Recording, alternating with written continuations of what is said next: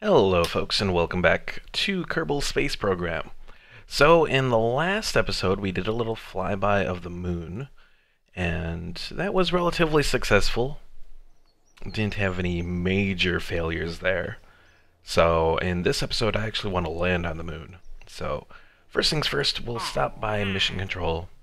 What do we have? We have to test this little Thumper solid fuel booster while in orbit. So that we can probably do relatively easily, I think. What other things do we have? We have explore the moon.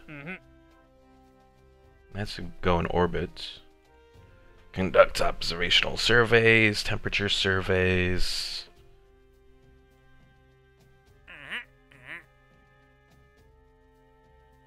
Well, let's uh-oh. Someone's lost. But we're not going to deal with that. Alright, I think the best bet here is we'll do that little test that we need to do. And after that, we're going to actually head on up and prepare to go to the moon. Okay, what do we got to test for this mission here? The Bach Thumper Solid Fuel Booster.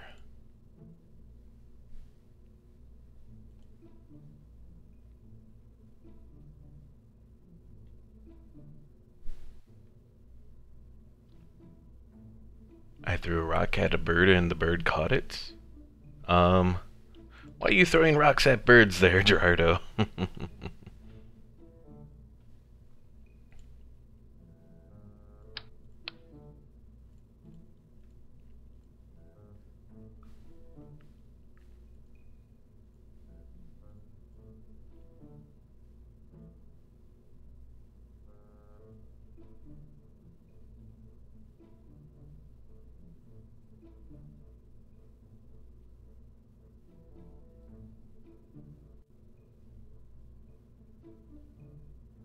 Alright, one thing we did learn from last time is that... Oh, it looks like this one doesn't either.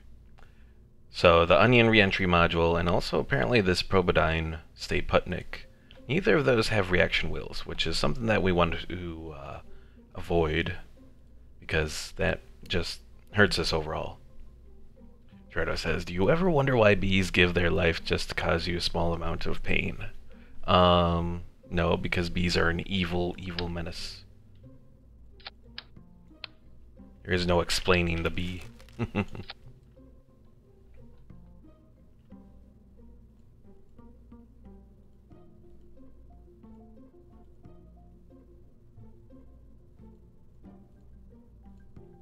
Alright, thermal electrical. Yeah, I don't have any command and control. Okay. While you're really rocking it.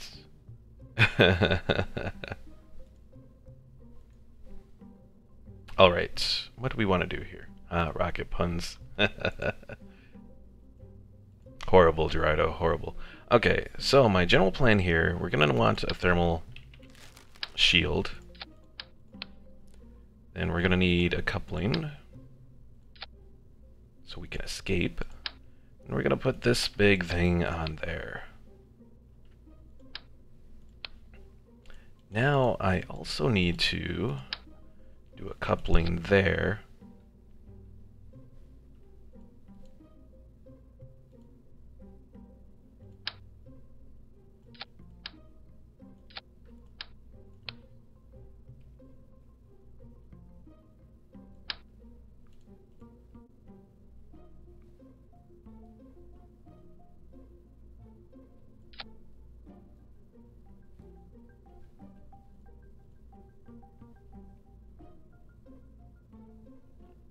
Alright, what here has the best thrust? Probably that one we could do. And let me look at mass. So the mass is towards the bottom. That's a good thing.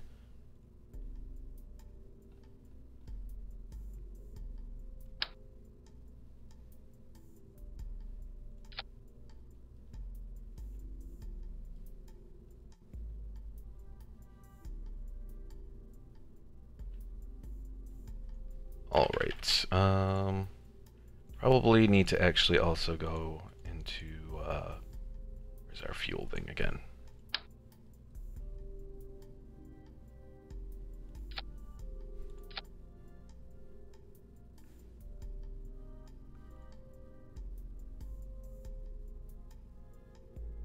Alright, I hope I have this set up right. If not, it's gonna fail miserably. So let's try and see if this is gonna work. It's probably gonna fail miserably. For one, the whole thing's already trying to, no pilots aboard. Oh, what the hell? Are we out of pilots now? No.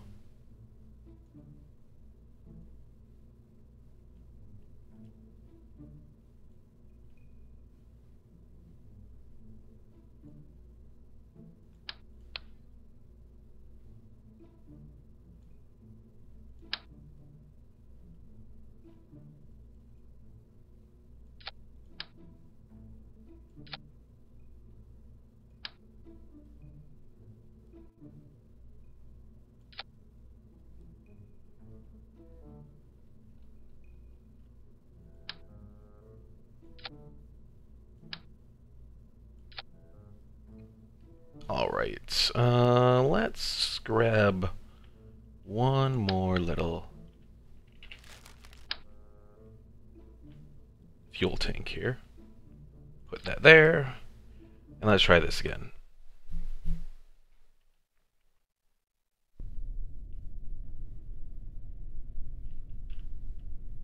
Alright, hopefully this thing does not fall apart. What was your aviator again? What do you mean by aviator?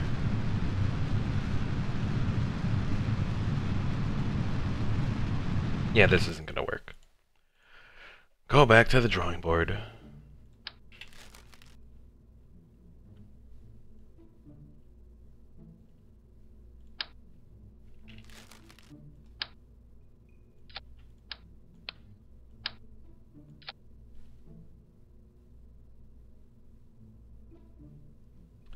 Damn autocorrect avatar. What do you mean by avatar? Like my avatar for my YouTube channel?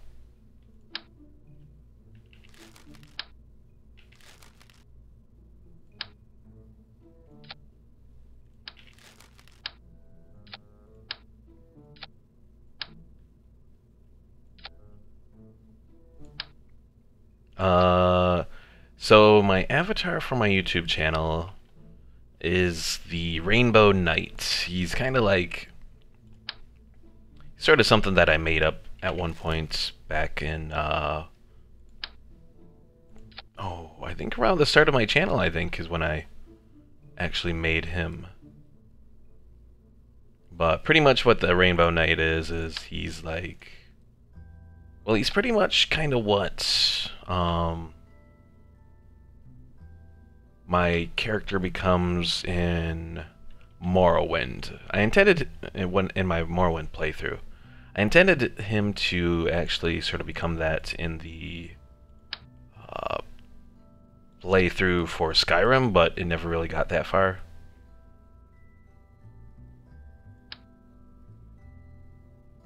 So pretty much what it is he's a, hold on, checking my center of mass here. Oh, this is...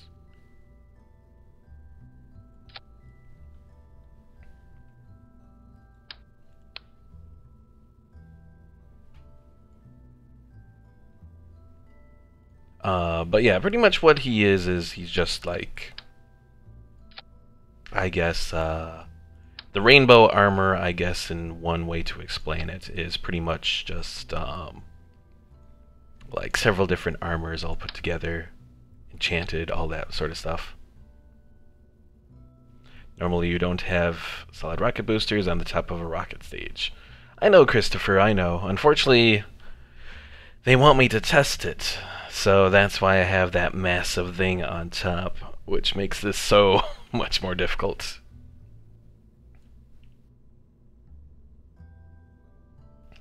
So yes, things may go horribly wrong trying to do this. But we're gonna try again.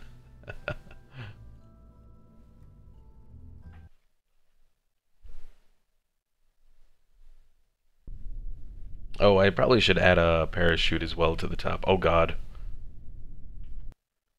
Then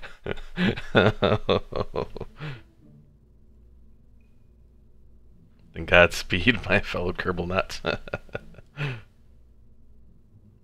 I appreciate the vote of confidence. Yeah, how the hell you're supposed to test this massive thing without just losing the whole thing, I have no idea, but we're gonna try. Alright, be sure to add a parachute on top.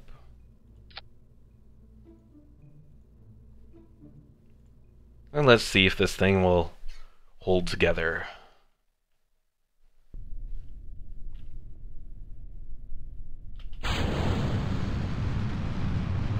Well, if we launch right away, we at least got something going for us.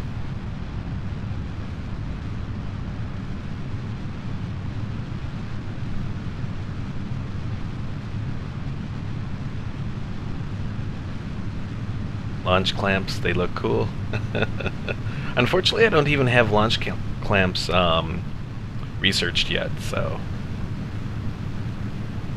can't make use of them yet.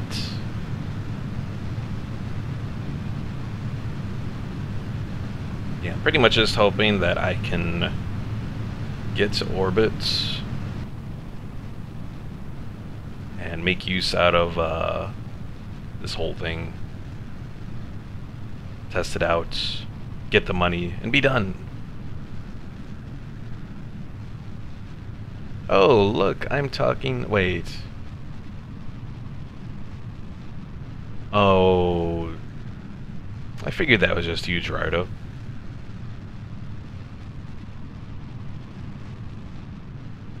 If I was a mean person, I would...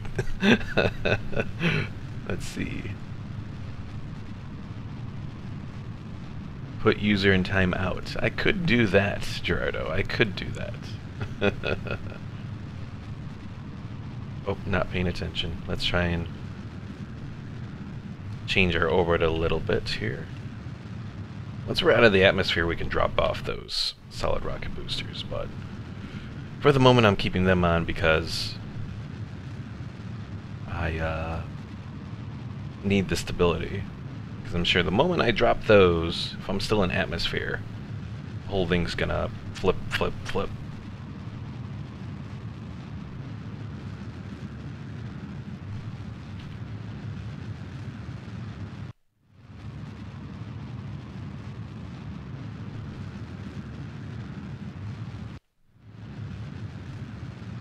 At least I have a hell of a lot of fuel.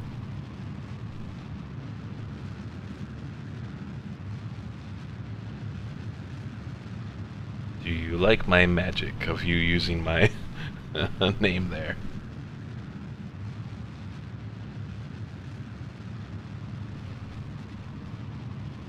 Alright, let's try and drop these things. Well, so far so good. The whole thing's not spinning off into craziness. Alright, so we're going to let ourselves head up towards the apoapsis here.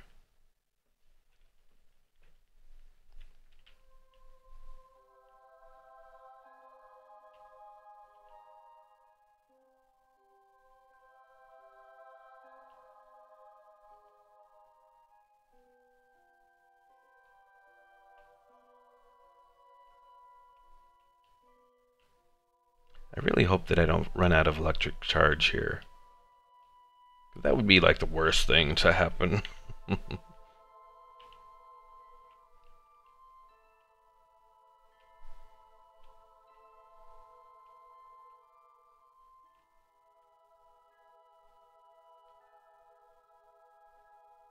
Alright, come on, keep going, aim for the border, whatever.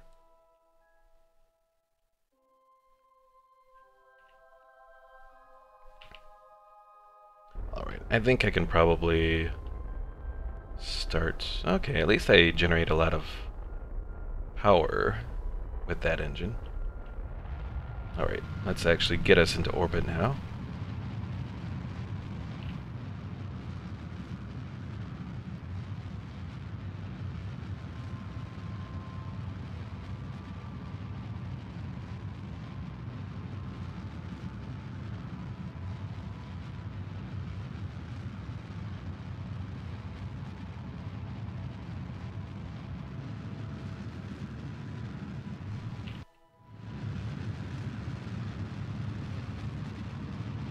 If I can get to orbit, then I only need to do little boosts of the rocket to actually get, I guess, positioned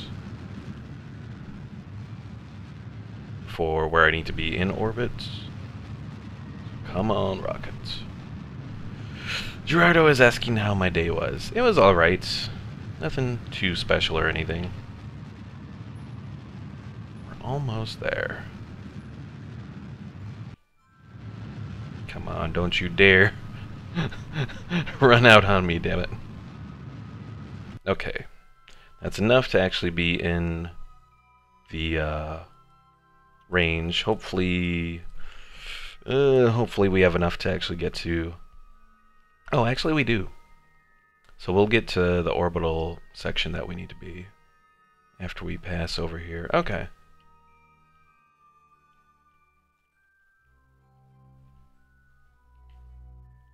So let's just speed things up then. Anyways, as to how my day's been, it's been alright. Working on the Siege of Avalon episodes. So definitely ready to release those this weekend.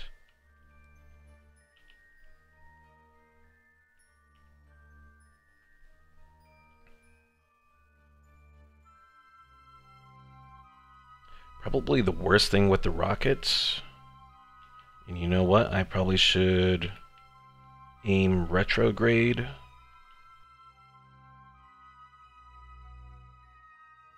Also, excuse me if my voice sounds a little off. Why do we not have... Oh, because we're moving quickly, that's why. Okay. Holy shit, I'll still need to catch up. Well, fortunately for you, the Siege of Avalon episodes are only about 20 to 30 minutes, so they're not too long.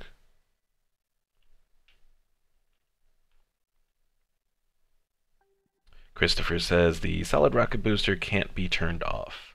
Yes. So that's going to be a horrible thing. I kind of wonder if maybe I should have reduced the thrust on it. But we'll find out. But yeah, at the very least I'm going to be orienting myself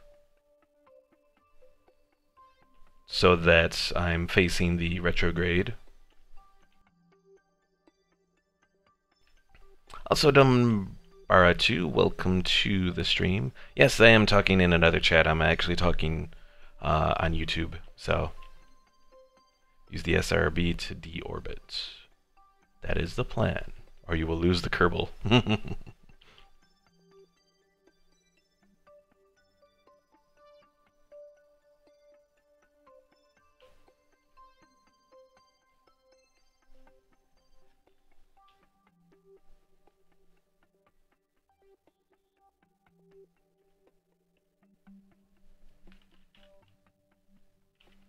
Alright, let's continue moving this a little bit.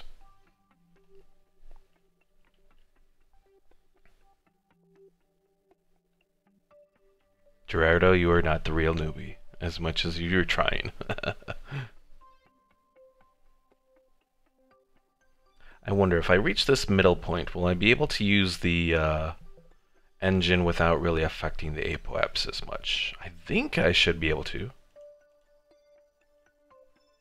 Because I want to charge up my electric charge just in case.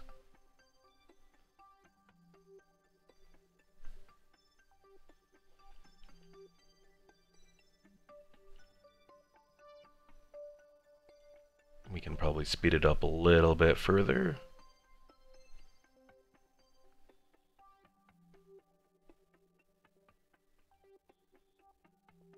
Because, yeah, if I lose the electric charge, then I can't use my reaction wheels, and trying to steer this thing will be a horrible mess.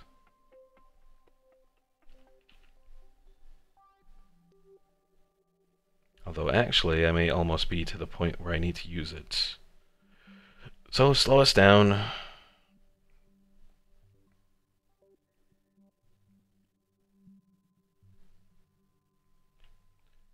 And Gerardo's asking, do you know how a nuclear bomb works? Relatively so. I mean, not enough to make one. I don't know all the specifics, but pretty much, you know, I know that it's nuclear fission for the most part in the construction of our bombs. And alright, charging up that. Don't ruin our apoapsis here.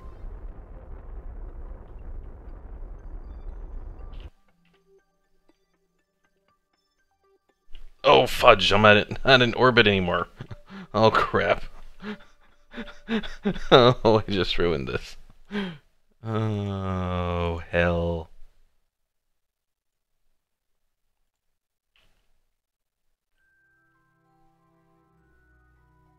I didn't think it was gonna affect it that much, damn it. Stupid engine being so big and stuff.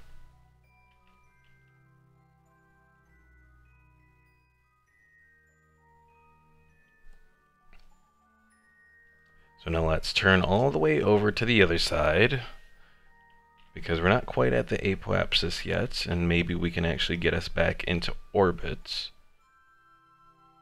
And then we can fix this. Oh, I can't believe I messed that up. Should have just detached and went with it. Son of a bitch. Alright. Get us back into orbit, please.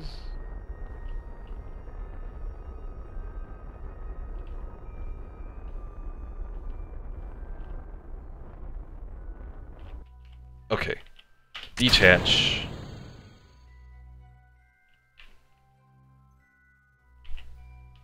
And Dunbar, welcome back to the chat. Although now on YouTube. For crying out loud, YouTube, why do you put the chat down below the stream and not to the side of it? Are you in a, are you watching it in, like the bigger mode? Oh god. This could go horribly wrong. Land right into my rocket. Oh god. Alright, let's try this. Oh dear.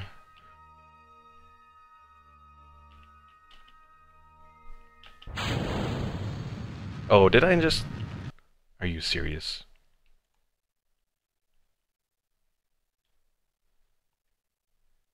Well, where does this take me then? That's probably just back to where I started. Oh, hell. Completely messed that up. Okay. Well, fortunately we have our holding back here. We're not going to take Valentina. What happened to our other astronaut here? Or is that our other astronaut? Okay. Never mind, it did still keep it. Okay. So I can go back and try and fix this.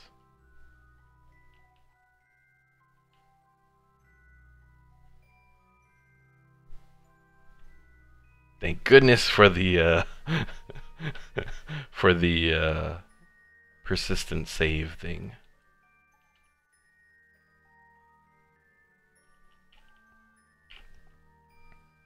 Now I just have to figure out where my little thing is, so I can get back into orbit properly. There it is.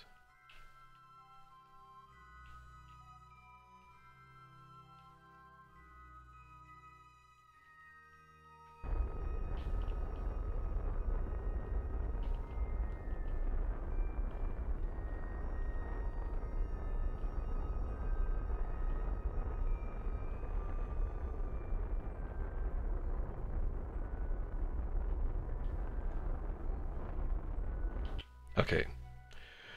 Alright. Let's turn again. Very slowly. Dunbar says, yay, thank goodness for web developer debug mode. I just forced the web page to remove the divider section where the playlist was, so it will move the chat up where it belongs. Okay. It's always a nice little thing about messing around with it. Alright, so my altitude isn't where I need to be. It's actually over it. Okay, so probably once we get over here. That was my problem from before.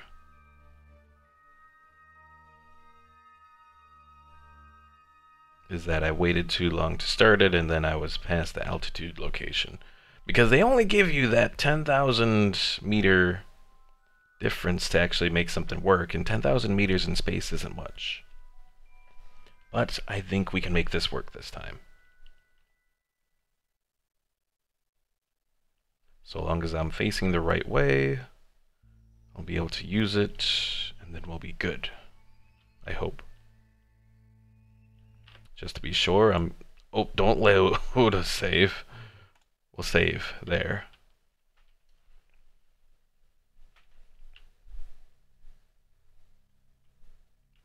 Yes, even though this is career mode playthrough, I'm going to be using my saves, because I probably need to do that. Okay, slow us down. Steady us out. Now we just got to get to the point that we need to be at. Which is past the apoapsis just a little bit. Can't believe I'm doing all this just for this one little mission. And we haven't even... Oh geez, we're 30 minutes in when we haven't even started towards the moon. Oh well. We'll make this work. Gerardo says, you know how nothing can go faster than the speed of light. What if we can speed up light? Can we travel faster? An interesting theory. But as Immortal does say there, the speed of light is constant. Well, sort of.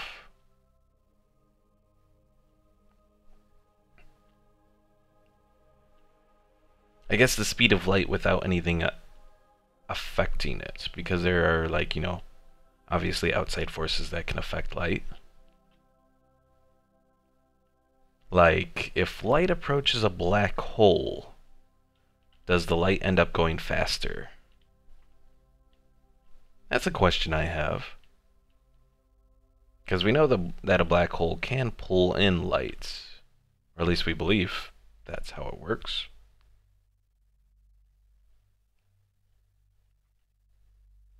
Alright. Detach. And then pray. Oh, don't blow up on me.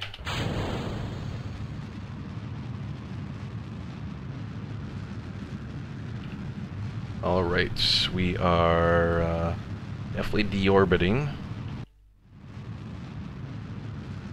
I suppose I could always try and turn it a little.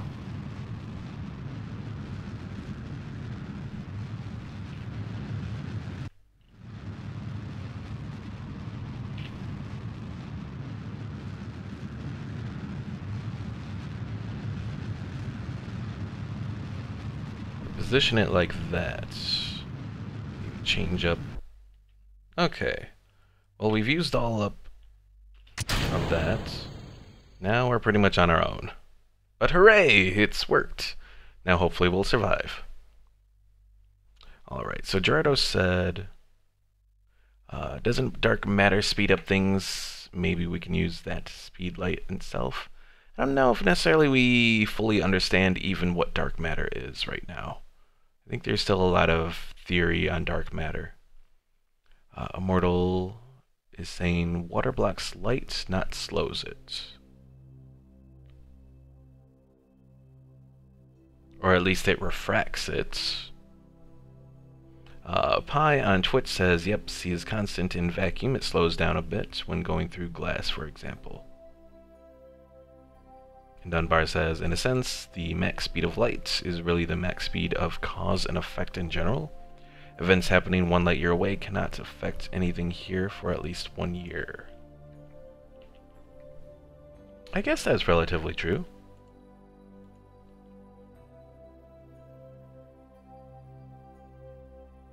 Because even taking the human variable into it, you know, which is the random, you know, even just observing like something like a supernova or whatever, we wouldn't be able to observe it until like we're, you know, close to it happening. Or close to, or at least till we observe it, which would take, you know, that 1 light year or whatever, assuming it was a year away.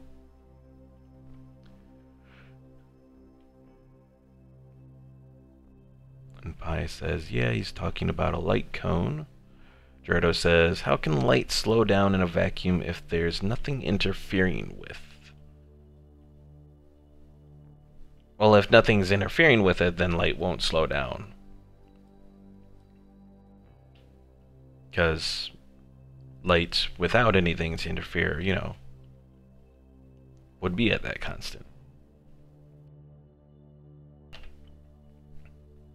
Also, excuse me if my voice sounds a little off today. I was running the vacuum, changed out the filter, and all the dust was there, and now my allergies are getting to me just a little bit. Just a little bit. Alright, let's see if we can position ourselves a little bit better for re-entry.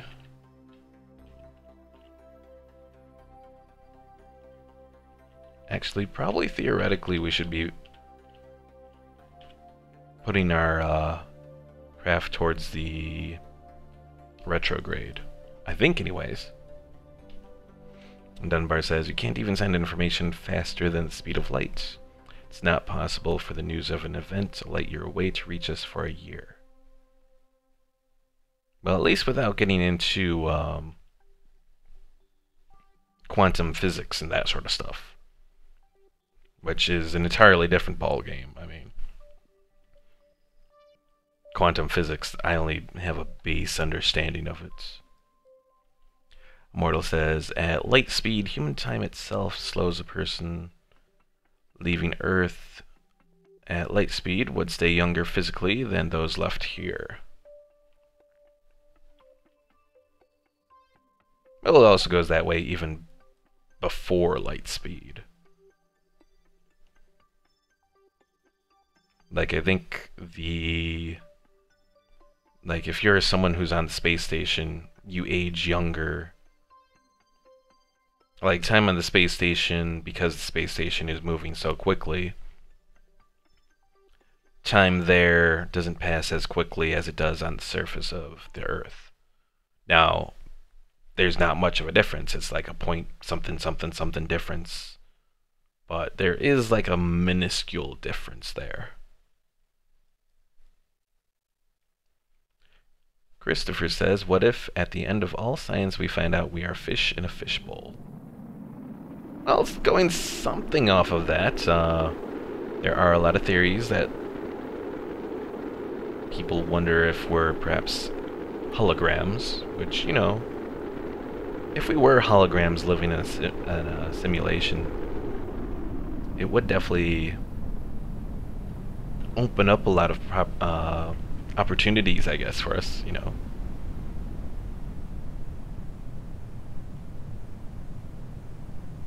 Alright, well, hopefully we are heading towards water or something like that. I think we're heading towards water. Yeah, looks like we're in water here. Because if we were heading towards, like, mountains and then our capsule would roll, we'd be doomed.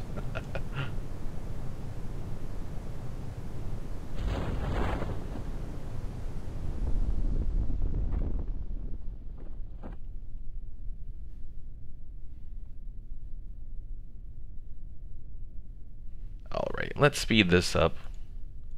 and then we can end the mission. Hopefully we got a decent amount of credits from all this.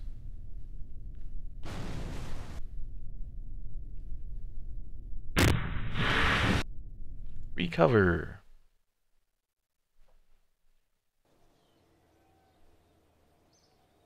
Alright, didn't get any science. We got a little bit in funds back, so our funds went up a little bit. I think we were like 195 before launching the mission. Now we're at 238, so a little bit. And Carney Kerman leveled up. He got 2 XP, so hooray. Alright. So, we've completed the one mission. Now, exploring the moon. And our goal is to orbit the moon. So let's accept that contract. Any of these that we can complete on our way up?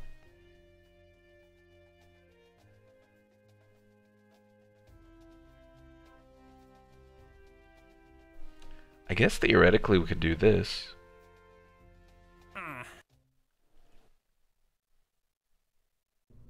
Gerardo says, I think quantum entanglement is pretty cool.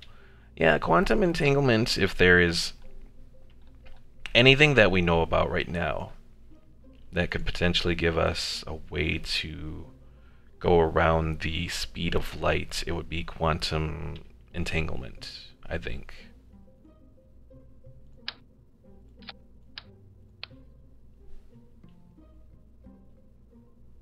Mortal says, love this game, very difficult but pretty accurate to life.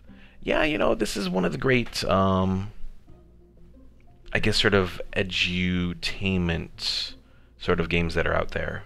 Because unfortunately nowadays, there really aren't too many games that teach you nowadays. You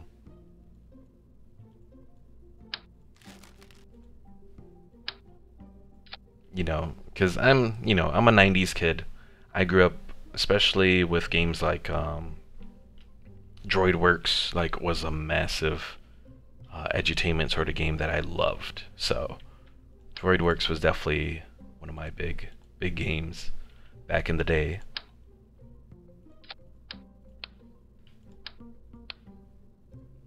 Mortal says, wormholes is folding space for virtually instant travel.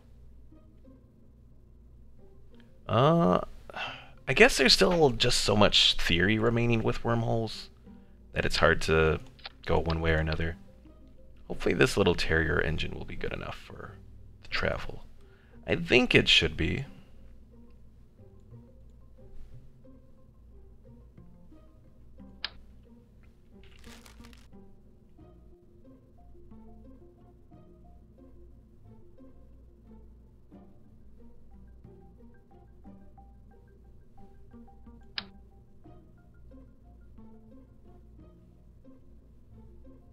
Let's put that there.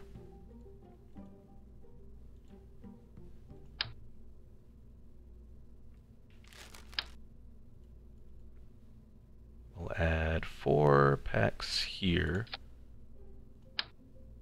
And we'll do 4 solar panels there.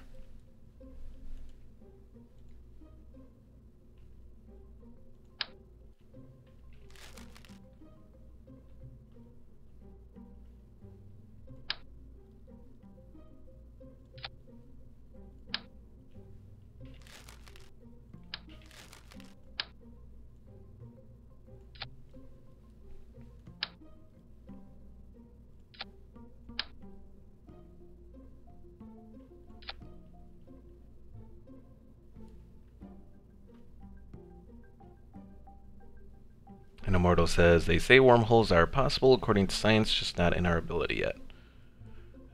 I'm not sure. Maybe.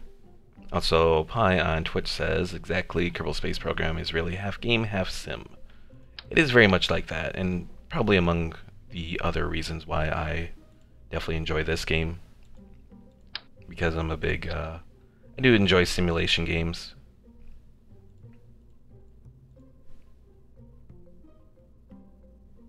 Newbie, I have a question for you. What's your question, Gerardo?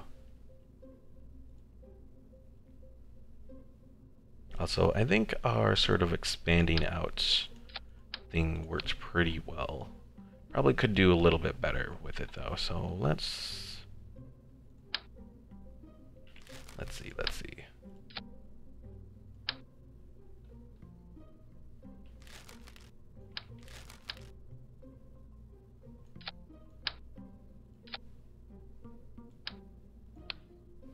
Immortal asks, is this modded or did they add SAS computers to help pilot in-game now regular?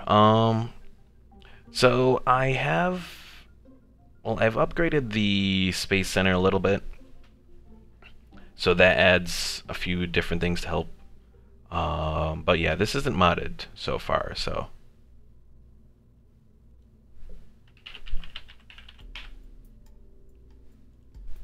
And Dunbar, yeah, the newbie plays gaming that has been speaking in chat. That is not me. No.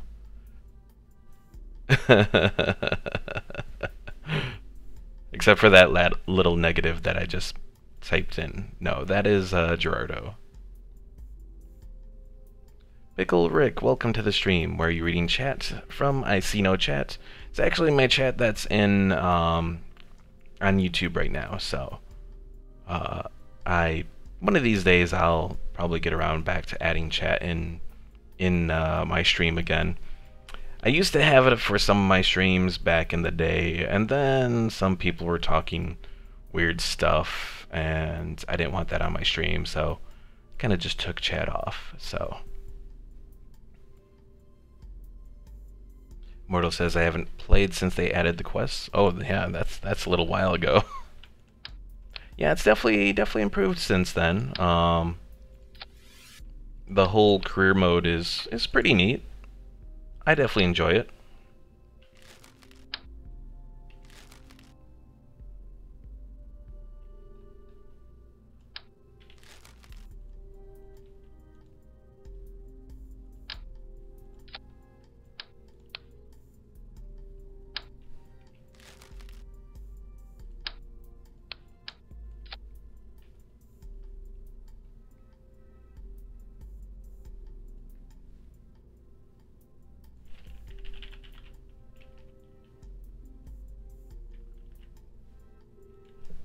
And sure, Pickle Rick, let me switch over to Twitch for a moment.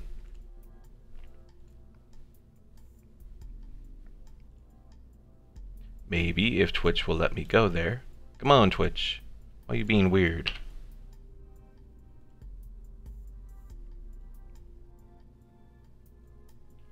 Alright. That should be the link for the channel. Oh, you found it. Okay, cool.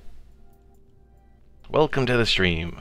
Yeah, YouTube is my primary place. One of these days, I keep saying that I'll do more stuff on Twitch that I don't do on YouTube, but I just haven't gotten around to it yet.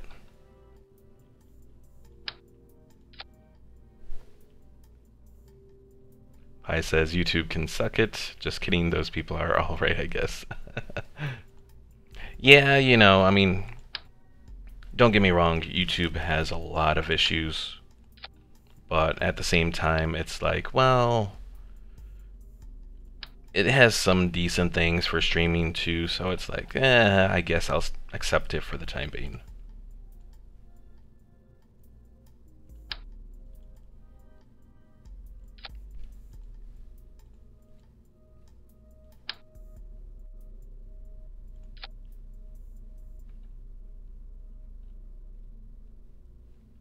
When Immortal says, yeah, I'm awesome, says me.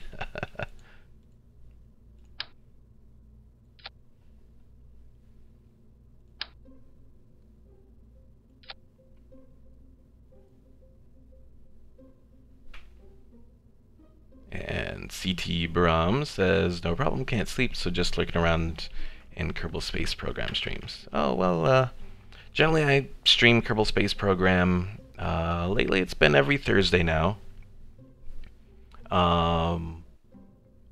Probably will at least do next Thursday. The following Thursday, Norska comes out for Total War Warhammer.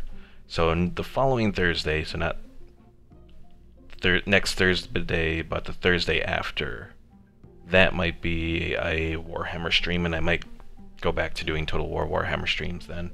We'll see, or I might mix it up with Kerbal Space Program. It all depends on what I'm feeling. Alright, so this is going to be the Moon Orbiter. We'll save it.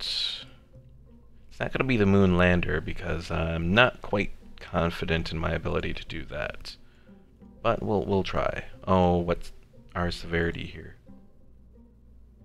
Oh, it's too heavy, damn it. Too heavy for the, Oh, taking those things off, like, got rid of a lot of the mass.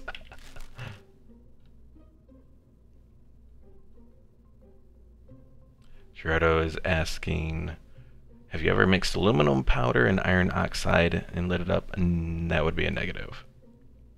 And Dunbar says, for some reason, the ratio of trolls to serious chatters usually seems worse in YouTube live than Twitch. Really? I don't know. Maybe just because YouTube is a bit more visible and well-known? It's a possibility. I don't know. I've never, Well, maybe I could do 2 of those. Let's try doing that.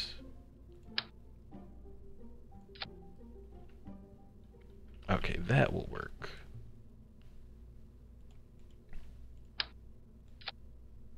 Save, and let's see if we can do this. So is Warhammer a PvP game? Total War Warhammer 2 is a strategy game. Now there is some measure of stuff that you can do where you are fighting other people and that sort of thing. Hold on, let me revert this.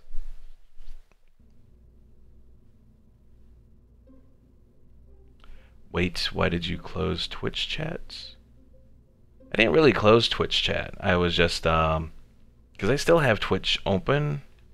It's just that I'm looking at it through Restream instead of through Twitch. And yes, Dunbar, it was one wobbly little rocket.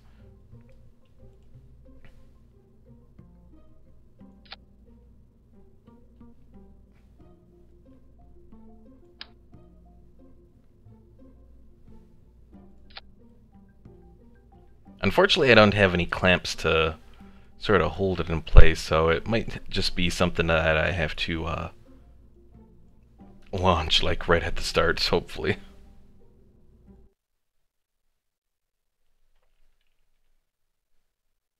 And CT Brom, it's Total War.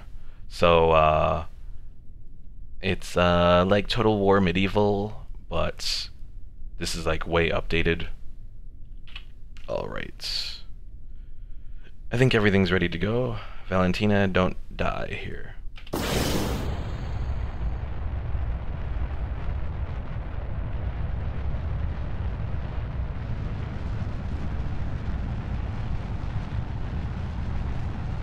Dunbar says, weird, what causes that negative 2.4% the VAB lower left corner? So that is actually the little thing that is in, like, not mission control, but the administration sort of building or whatever. You can take on a little thing that's, excuse me for a moment. You can take on a, oh, I was going too fast for that. Oh well. There's something that you can learn that gives you reduced costs. And you can actually use that to kind of cheat the system a little bit and earn free money. So pretty much what it is your rocket will cost less for all the various stuff. Alright, let's release that and hopefully... Okay, not bad.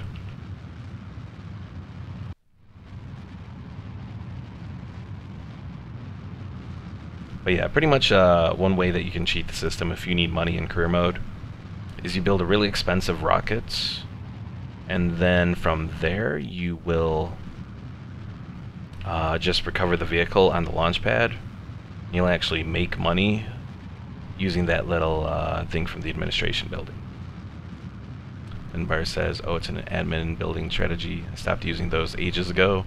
I guess they must have added that display effect to the system after I stopped using it. Yeah, I've never really used the administration building stuff too much either.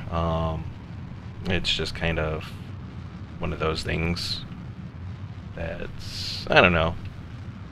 It's never really been anything special either for me, but it has its uses.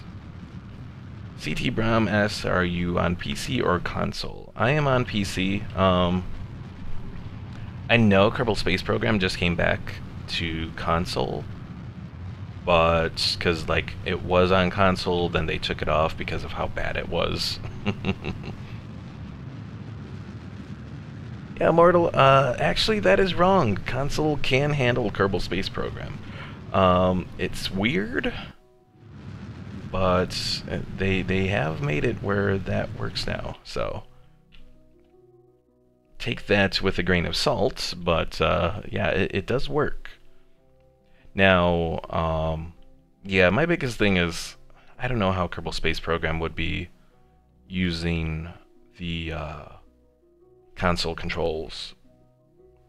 So, like, maybe it would be alright on, like, Xbox One or Xbox One X, which I recently got, but yeah.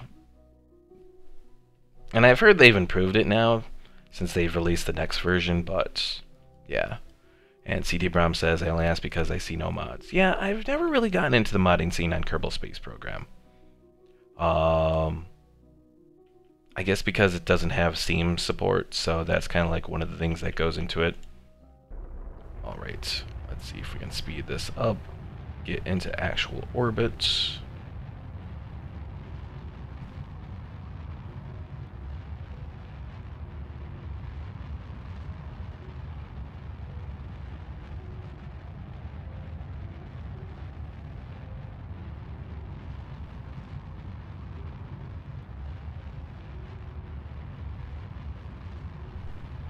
The mods can be good, honestly. Yeah, I mean, I've certainly been interested in checking out like Star Wars mods on Kerbal Space Program, because I'm a big Star Wars nerd, so it's just never really gotten around to it. Christopher says mods are awesome and easy to install with CCAN. Huh. Never really looked into it. And CD Bram says there are... How's my fuel? Okay. There are a couple I cannot live without, like Kerbal Engineering Redux and Editor extensions, visual enhancements, and Real Solar System. I know there are some really good looking mods in this game. Okay. Speed us up because otherwise we're gonna fall below the altitude that we need.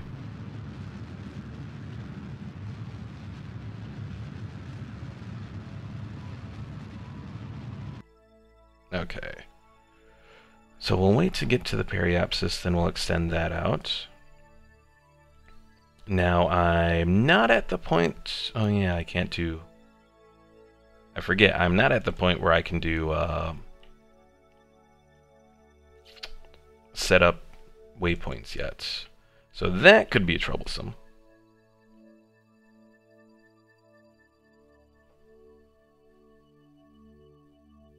And Dunbar said the company squad decided not to support doing mods through Steam because then mods might appear only on Steam and thus screw the users who bought early access before Steam. I suppose that's true because it is available on GOG and that.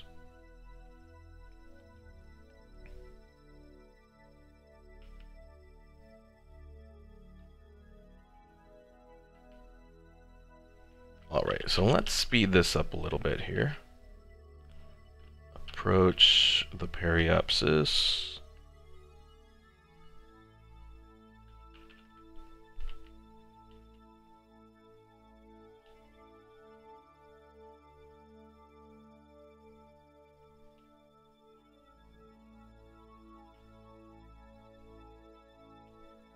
But then it turns out there's a technical problem in Steam that really doesn't like hosting DLLs, from what I heard, and that's how mods are distributed. Aha! Yeah, I guess a security standpoint, it's probably bad to release DLLs, even though they work pretty well. Because like right now, I've been doing a lot of modding in Star Wars Rebellion, which is this very old strategy game that came out back in like... I actually did a little stream on Star Wars Rebellion as well. Pretty much with Rebellion, a lot of the modding is done through editing DLL files. But I understand from like viruses and that sort of standpoint that it gets to be troublesome at times with DLL. So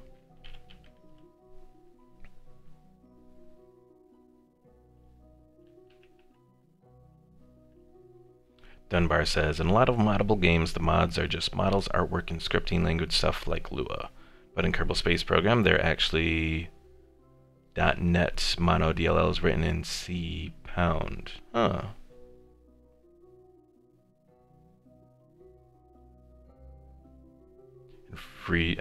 Immortal says, free copy. Oh, hold on.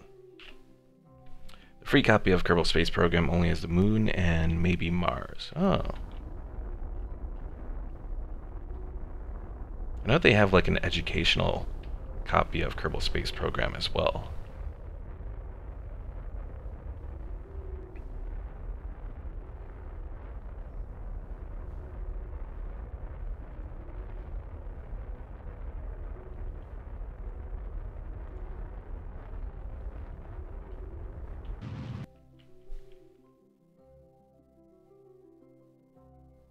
And Gerardo's asking, do you think you're landing on the moon in your first try?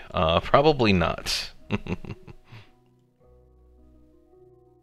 No, I don't think that's going to happen in my first try here, because for one, it's just...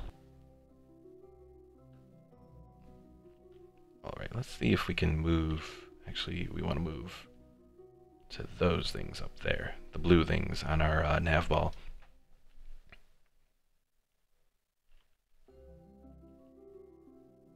Try that, see if maybe that gets us closer.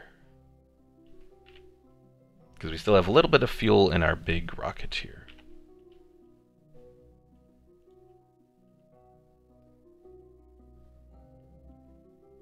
And Dunbar says, well, not with that transfer orbit. The timing is all wrong.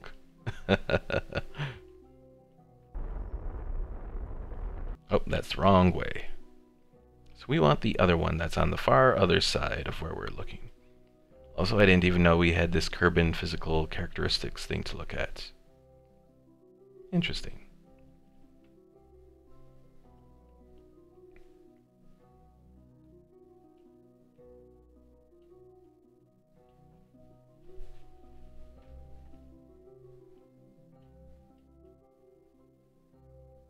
And Pi is asking, is this your first time going to the moon? No judgment, just wondering. So I actually went to it earlier in sandbox mode, just as a test out. Didn't go so well, but I did actually orbit the moon, and I did actually crash onto it. Christopher said, agreed, the key is to hit the gas on moonrise. So pretty much watching from... do a regular orbit, and then watching where it is from there. Oh, and I lost the remnants of my little whatchamacallit.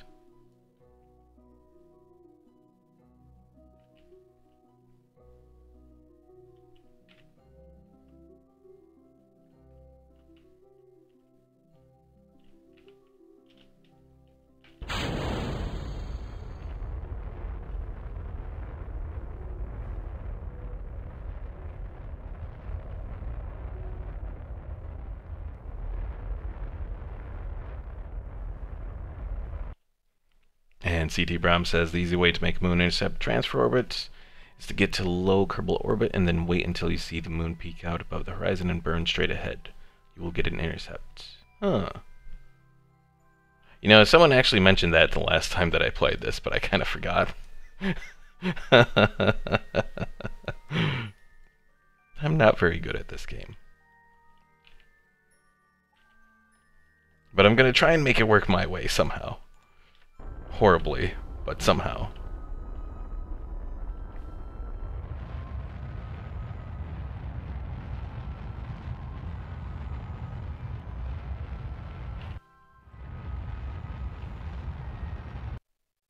I don't think my save game will goes back to where I was with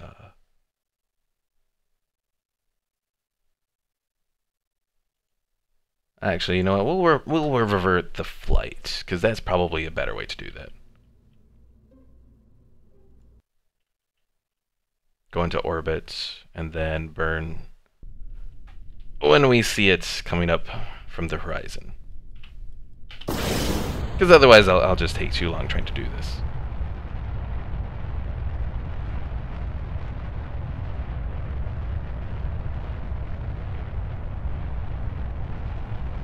CT Brahm said I could have swiveled that orbit to the left like you were doing.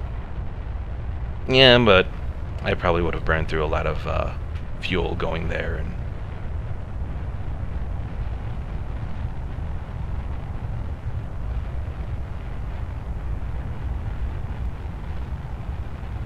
And I went too fast to do that one mission. Oh well.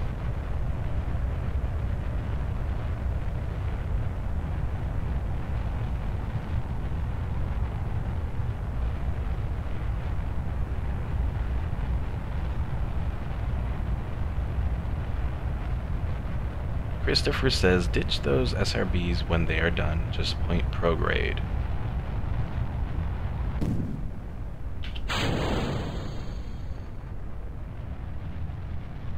So, like, just continue to go up?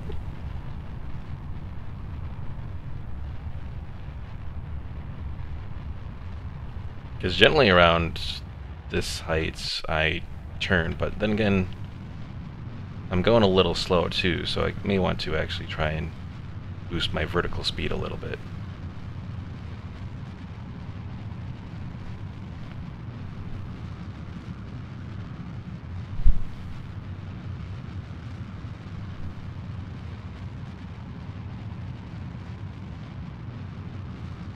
Oh, I was looking at this from the wrong way.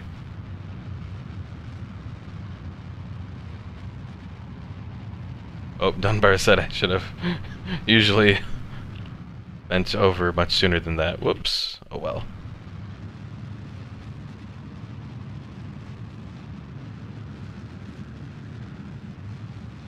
Pi says, after getting into Kerbal orbit, if you look down on Kerbin's north pole, then zoom out so you can see the moon's orbit line, drag the camera so that the moon is between 2 and 3 o'clock position, then put maneuver node at 6 o'clock on your blue orbit line. I hate to say this, but that went completely over my head.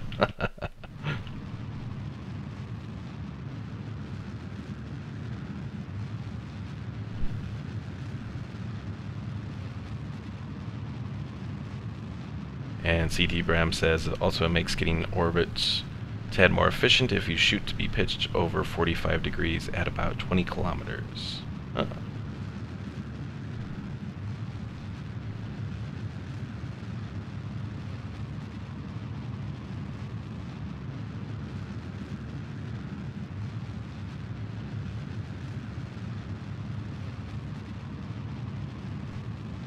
And Dunbar says, like, if you're still 45 degrees pitch... Oh, I should probably change this up now. If you're 45 degrees pitch or greater by 20 kilometers, you're going too vertically.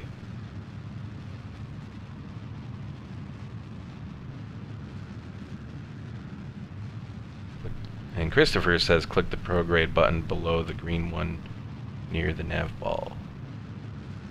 Just continue to go prograde. Oh, that seems to be a bit more effective now.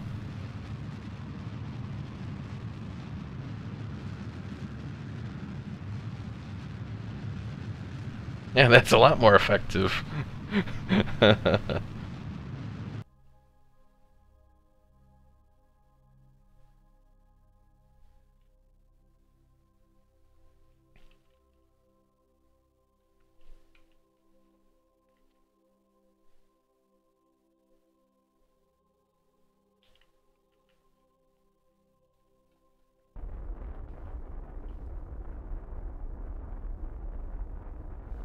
Immortal says, I think Scott Manley is a good Kerbal Space Program video maker. He explains the technicals a lot. I've watched some of his videos on YouTube.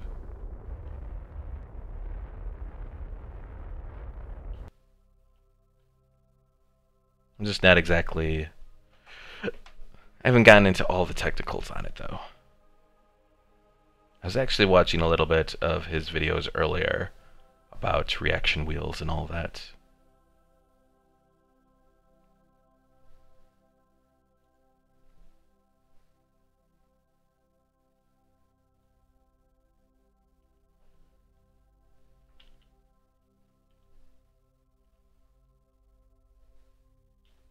And Pi says, for getting orbit to orbit officially, try for a constant gentle tilt to the east starting at about 1 kilometer altitude, which is harder when using all the SRBs for the launch stage because they have no gimbal for thrust vectoring.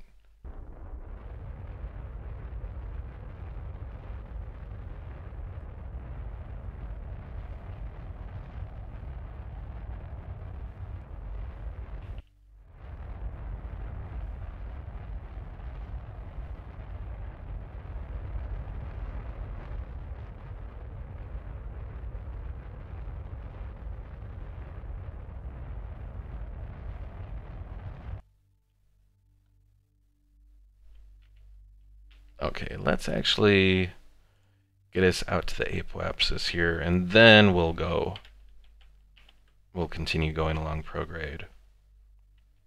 Because I guess where I am right now, I'm kind of burning a little too much. Dunbar says, in general, you don't want to make sudden pitch changes to orbit. You want to make slow, continuous pitch changes throughout the liftoff. Huh. It's pretty much what Pi just said there on Twitch, yeah. See, I always do sudden pitch changes like around probably the 15K mark is when I'd make a sudden pitch change to like 45 degrees or whatever. And then head towards 90.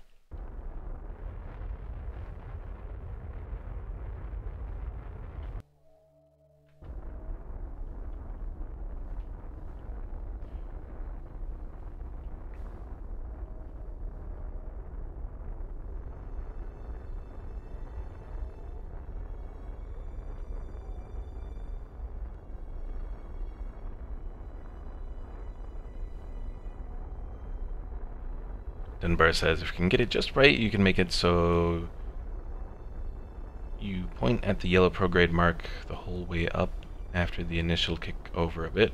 Just let gravity pull your pitch down as you go. Ah, interesting.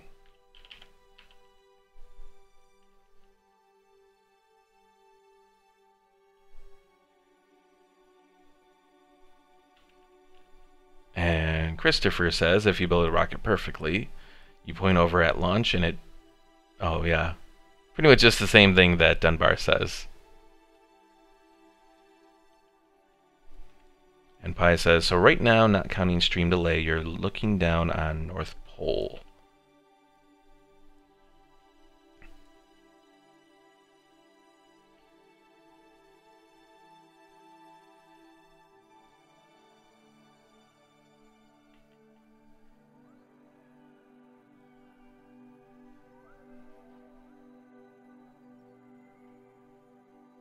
Zoom out camera so you can see the moon's orbit line. So I see the moon like over there. I can even set that as like the target.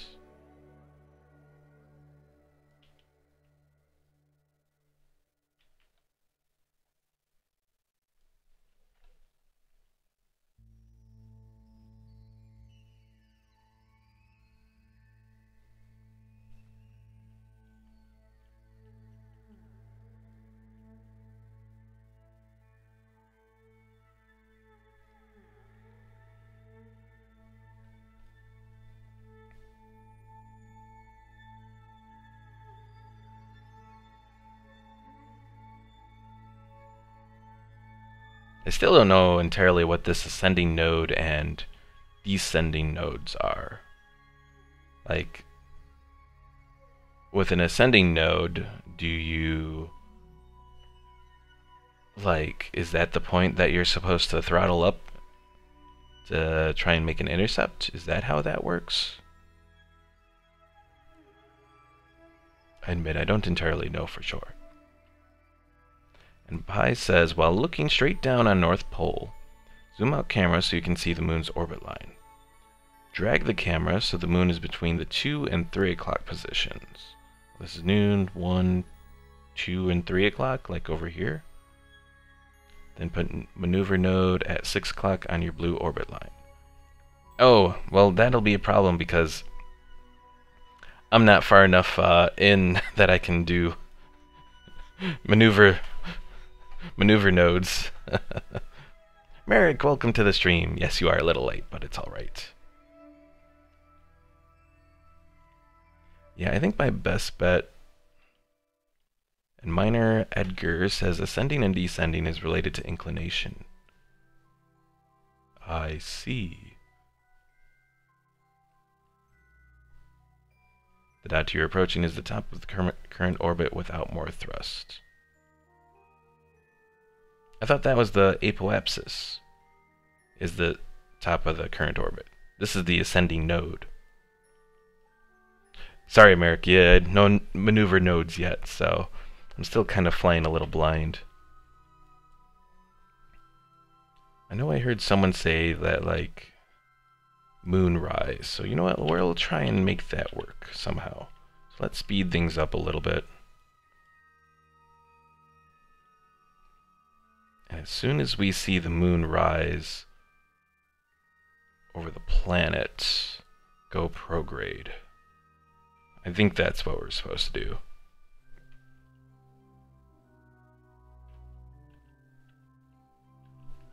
Dunbar says, see where you're in orbit now, do your burn about 10 degrees behind you.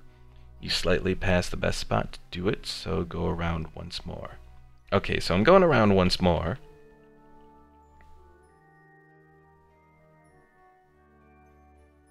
Because what I did last stream is I did sort of that moon rise thing. So like as soon as you see the moon rise, you go prograde. And Minor Edgar says, the nodes are the point where your orbit intersects the plane of the targeted object's orbits. Okay.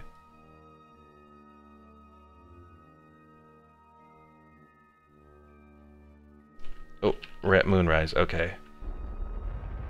So let's start going prograde.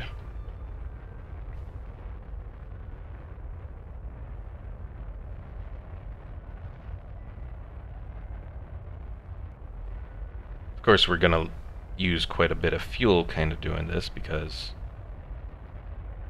we have to do it all here instead of doing multiple little things, but I got some fuel to use, so.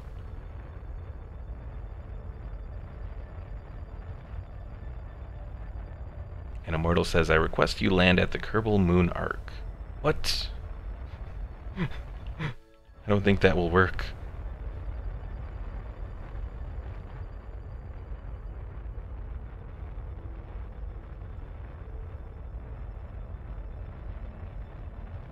Come on, where are you? Oh. Now we gotta use that, activate this. Okay. So we are at a point where we will at least reach it. Moon encounter and moon escape. So if I continue doing this a little bit...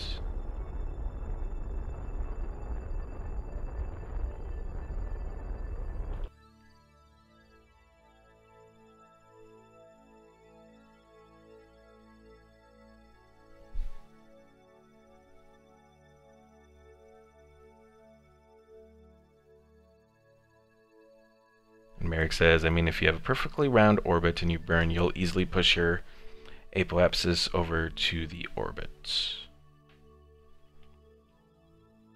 And Immortal says there's a large stone arc on the moon. I never even knew that.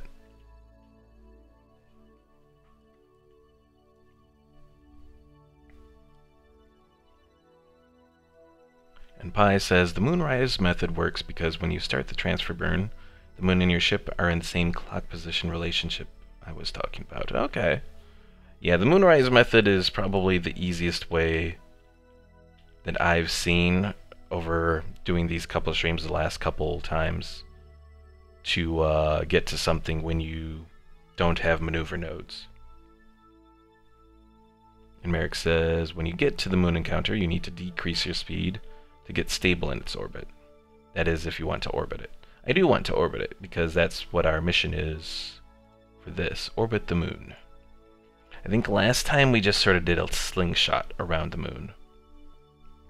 But this time I actually want to get into orbit around it. So I have plenty of fuel here, so we should be able to do that. And then, depending on how things go... Well, I also kind of want to bring back all this scientific data.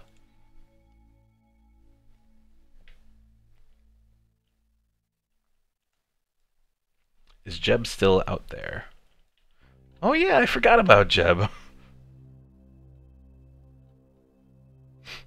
The Lunar Orbiter... Is that us? No.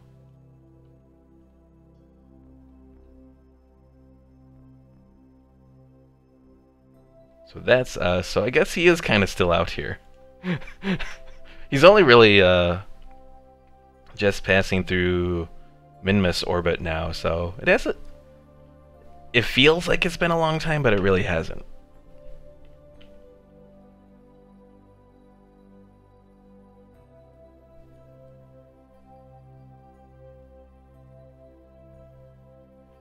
Pi says, can you switch to map view, then left-click the actual moon and select focus view? That will better show your predicted trajectory. Moon focus view. Oh! I never knew that focus view did this.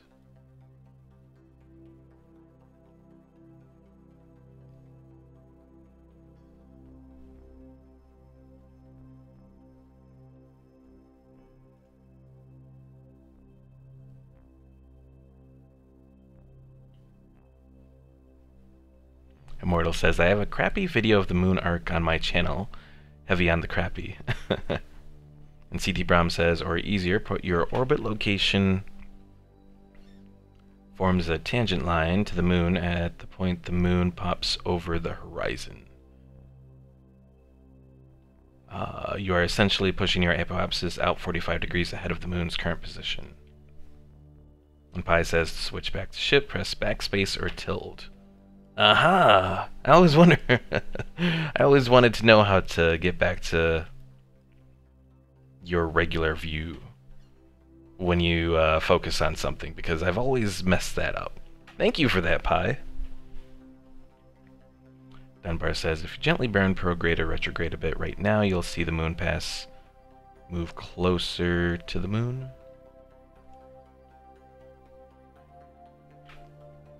Well, I suppose we could try and do a little bit of that. Alright, so we are getting... I'm not sure that our approach isn't really changing much.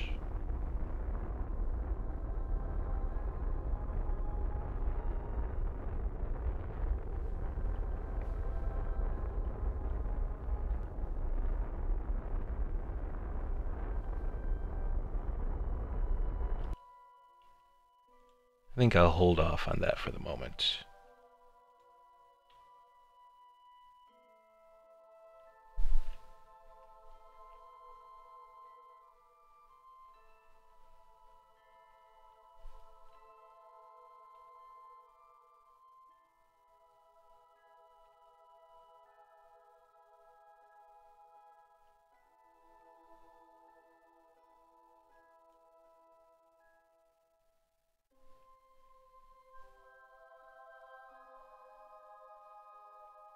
And CT Brahm says, stop, I'd recommend you stop burning. So like we're good where the moon escape is there and the moon is sort of like there? Is that the general like idea, I guess? And then as we're getting closer, we'll burn prograde, I think? Or prograde towards the moon, kinda, or something like that? I don't know. Dunbar says, I think you were burning the wrong way. I have no idea.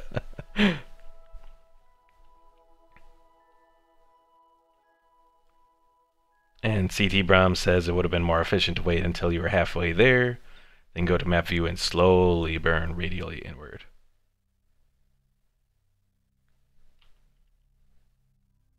Well, fortunately I didn't waste too much fuel there. This little engine is relatively efficient, so hooray!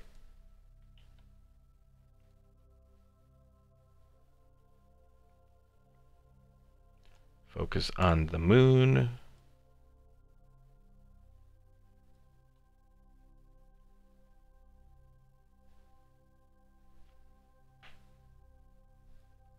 To see what's happening.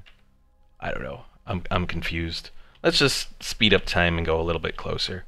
I think I'll have a better understanding of everything when I get closer. Merrick says, when you get close enough to be in orbit of the moon, the nav ball will change the display position relative to its surface, including prograde and retro.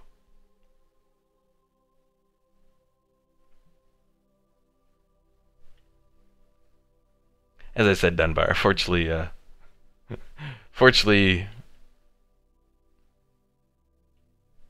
I'm got this efficient engine here, so hooray, I didn't waste too much fuel.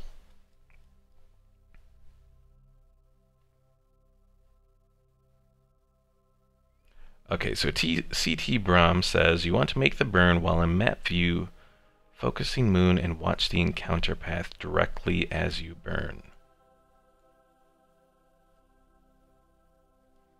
Oh, so this is the encounter path, and then you want this to actually get closer then?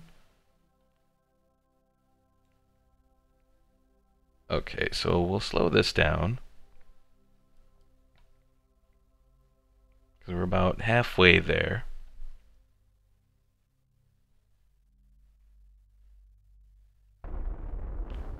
So, oh, now the moon periapsis is actually going out further. So I think retrograde might be the wrong way.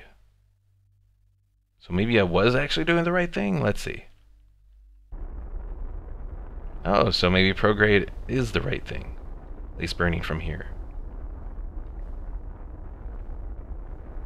CT Brahm says now put a maneuver node at your midway point. Unfortunately, can't do maneuver nodes just yet. I still have to do a few more things on upgrades. Although Dunbar says just stop. At this point, it's too set in stone.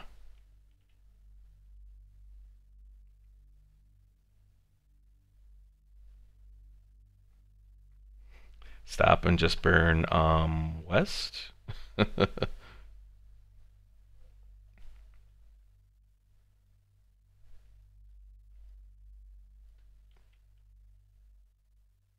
And Pi says that's what I meant by making correction burns while in focus view. You can see how it affects your actual trajectory. Yeah, I see that now, Pi, how that seems to go.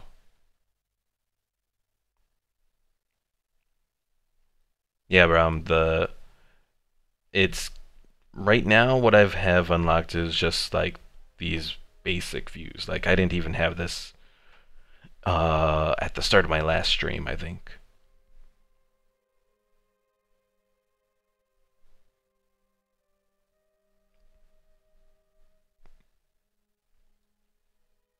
Pi says from maneuver nodes, you just need to upgrade mission control. It should only cost 75k. Well, I guess while we're waiting, we can return to mission control, or to Space Center. Check out mission control. Tracking station, no. Mission control. 74. Flight planning available. We can afford that. Back to the tracking station. Alright. Moon orbiter fly. Yay! I can add maneuvers now. Alright. So let's do some testing. Let's add a maneuver here, I guess.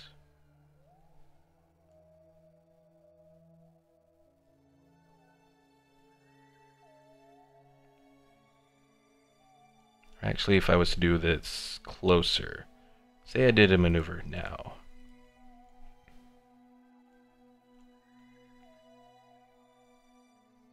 Closest approach. Oh, that messes something up. If I slowed it down.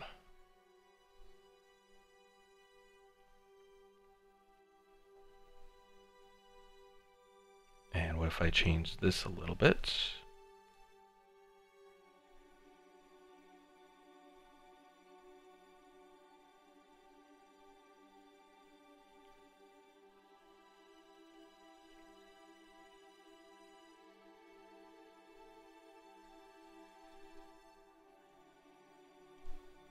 CT Brom says, put one at the midway point and put the radial in, pull the radial in, the cyan one. So midway point like here or midway point here? I'm guessing midway in the green. And radial in. I think it's this one.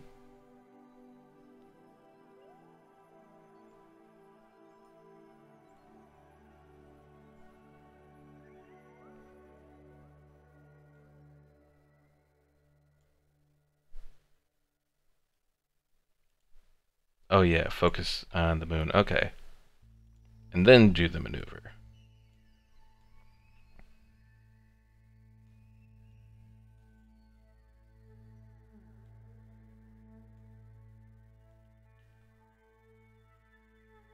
So that would get me like really close, maybe just a little too close.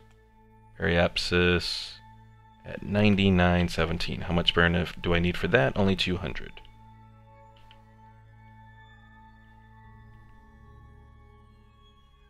Also, this probably doesn't help that you guys are like a few seconds behind what I am, but I think I've figured this out. If we do our maneuver here, we only have to change our speed by about 200.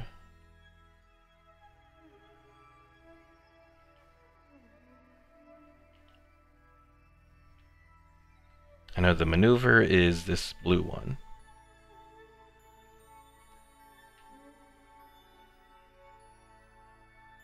And did you not see pulling the cyan radial in handle was moving your trajectory towards the moon? I saw that. I guess I'm still learning about this whole trajectory thing with like where you're going and how it changes this, so it didn't really occur to me to go to moon view and then change the maneuver. And Dunbar says that tight bend is why this is a more efficient way to get to orbit. Merrick says you can also move the maneuver node up and down along your route by clicking at the center and dragging it up and down along the route. Really? Oh, I didn't know that. Thank you for that, Merrick.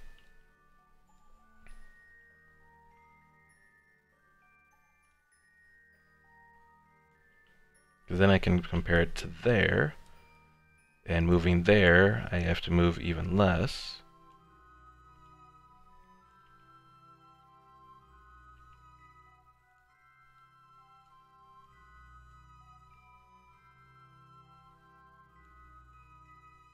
Oh, right-click that. That'll show me what the moon periapsis is. I probably want it to be like 5,000.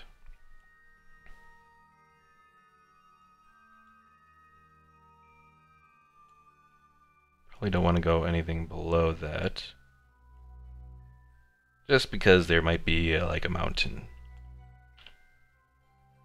Okay, so if I burn in 6 minutes, I just gotta do 163. Pi says, look at John at your trajectory while in focus view.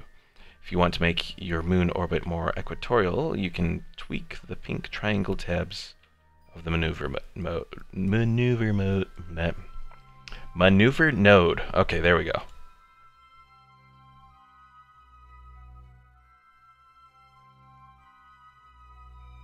Alright, that seems to help it a little bit.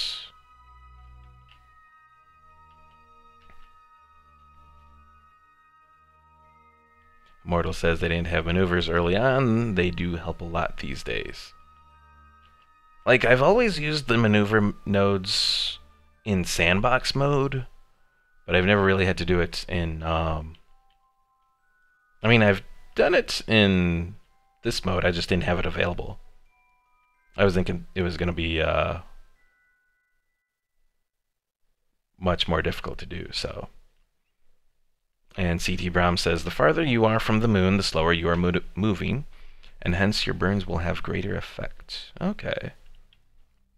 Kind of like doing when you are in orbit of something and you want to change it. You want to do it at the periapsis instead of the apoapsis. Okay, so let's speed us up to our little node here. I mean, I could probably change it now. You know what? I can probably burn now, I think.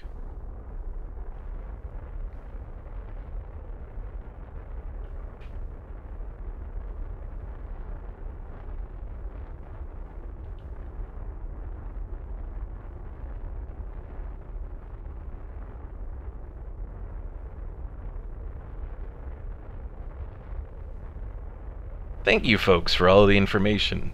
I've learned things, you know, I've been playing this game for a few years now. And, you know, I just never knew that you could do focus view on a target like this and watch the periapsis change like that. That just blows my mind on everything now.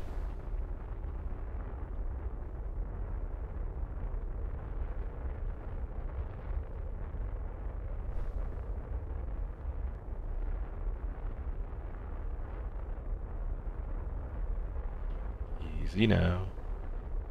Easy now. I'm aiming for around 5,000 here.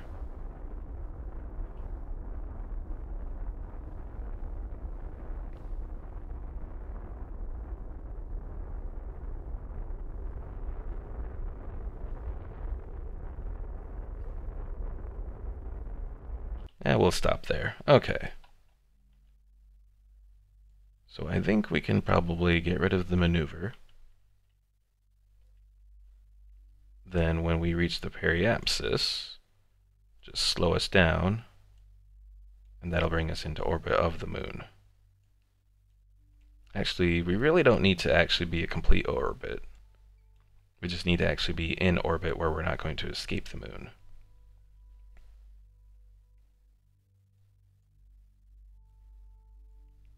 Okay. And Merrick says, getting to the moon was as far as I've gone. After that, you're on your own, mate. Well, I thank you for your help there, Merrick, as well. I don't think I can warp to... Oh, I can, okay.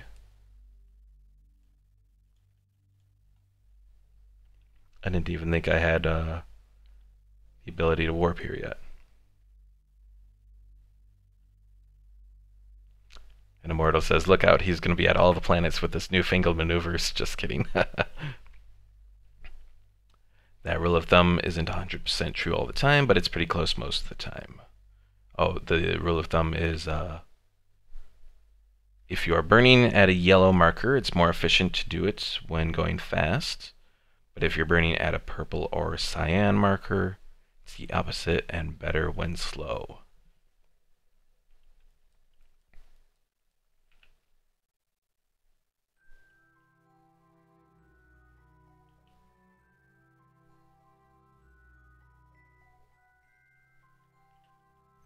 Oh, I probably need to change over to where our maneuver is going to be.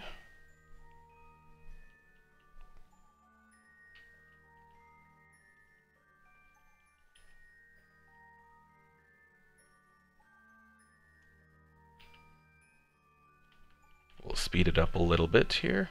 Also, I have like no contacts with home, but that's fine.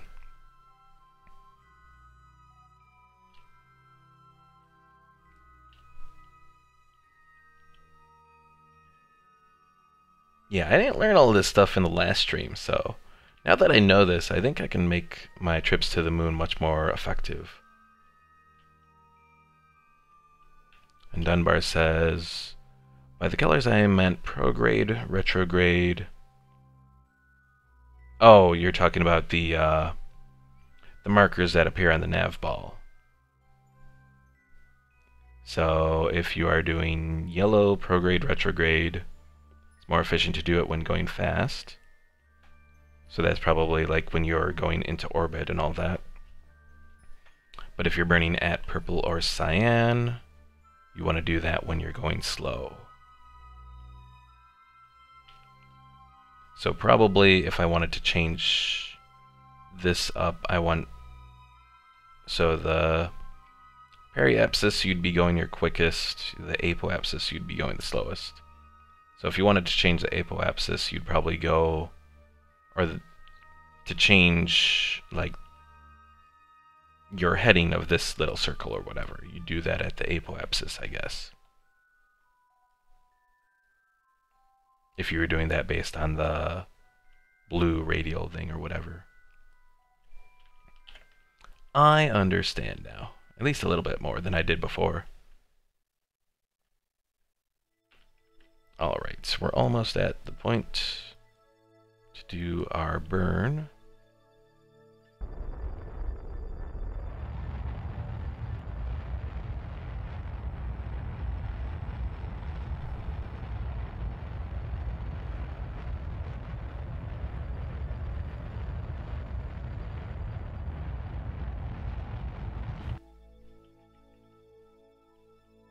Alright, and we are now, should be in an orbit, right? Yes, orbit the moon. So let's get some of our science stuff going here. We can get 30 science from that.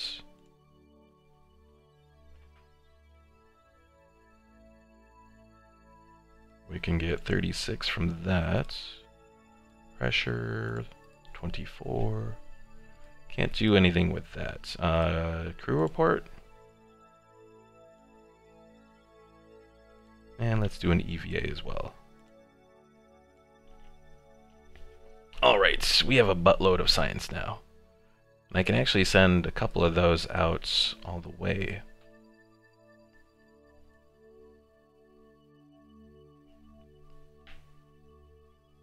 Alright, CT Bram says, helpful thing to remember is radial burns swivel your orbit left and right. So radial blue. Normal burns change your orbit inclination. And prograde and retrograde burns raise or lower your apoapsis. And Dunbar says essentially what it boils down to is parallel to direction of movement versus perpendicular. Parallel being the prograde and retrograde. Parallel better at the periapsis, perpendicular better at the apoapsis. And Dunbar says the only real exception is atmospheric reentry, which is retrograde burn you want to do from apoapsis, just because the goal there is to dip the periapsis into the atmosphere.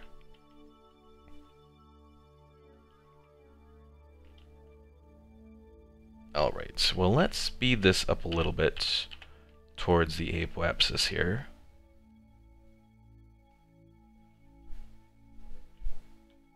CD Brahm says, crew report and EVA if you have the EVA ability. Already done there, Brahm.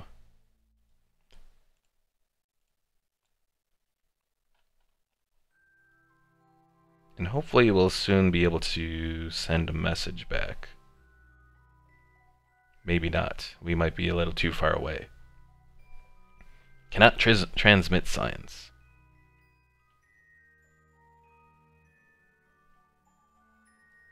Oh, Pi says if you get your apoapsis and periapsis below 60K, you can get EVA reports over different biomes as you orbit around the moon. Huh. I forgot that the moon has different biomes. So in that case, let's warp back to the periapsis. Then we can change things up here. Because I can save multiple EVA reports.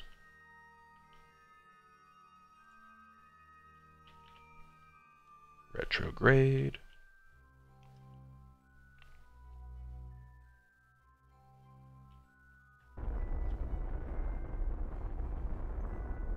And CT Brom says low equals below 30 kilometers, high equals above 30 kilometers. Huh.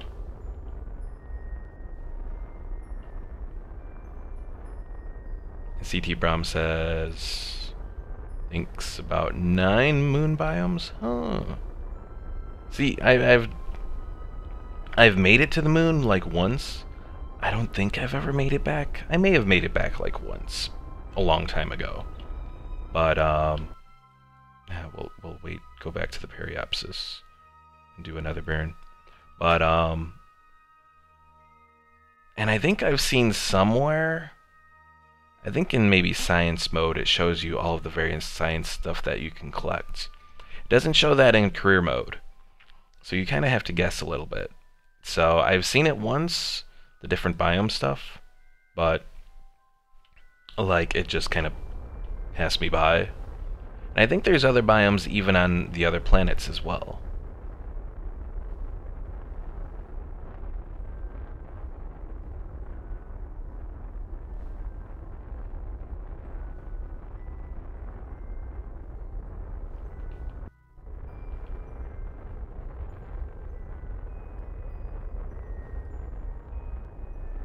Dunbar says, are you just trying to make orbit then go home? If so, you don't need to bother shrinking the orbit down to a circle. You've already done it. Actually, I'm doing what CT Brom, or actually what Pi said in on Twitch, is to go down to the 60K and do the EVA stuff for the different biomes of the moon.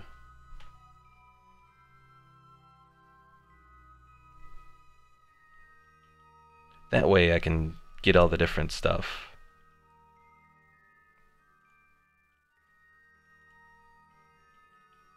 The moon's lowlands.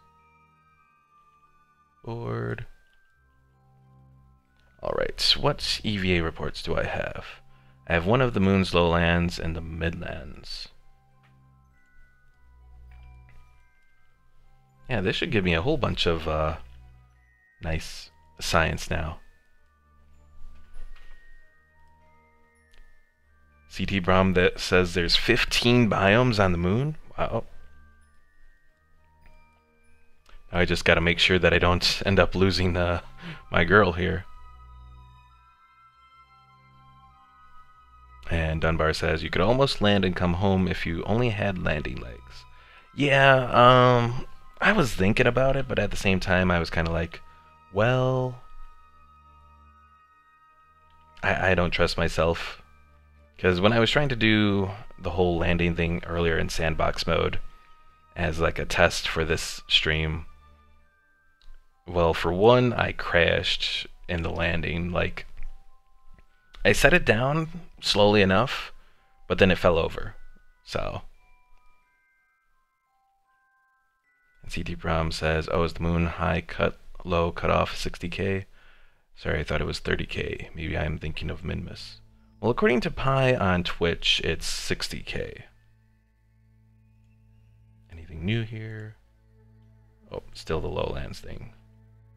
Bored anyway. I wish I knew how to know what biomes I was in.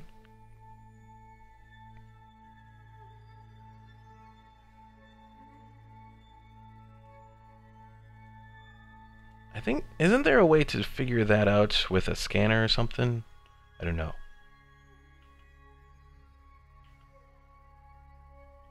And Pi says, have you tried adjusting the ambient light? Press escape settings.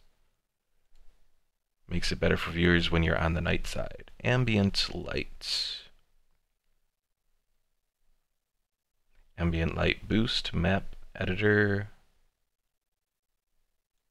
Let's try 100.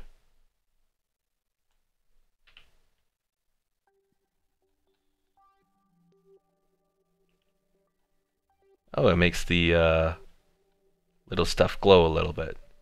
I could turn the little light on in the cabin. I only have one little light.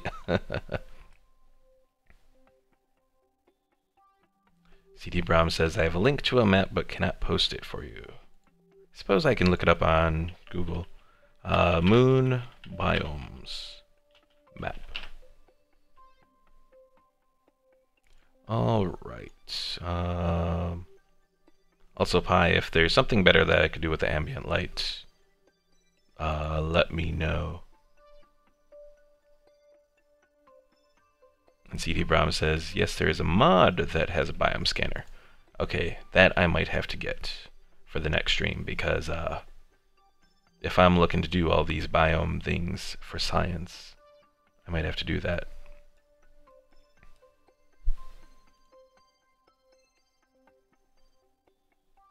Alright. So I'm checking out the Kerbal Space Program wiki.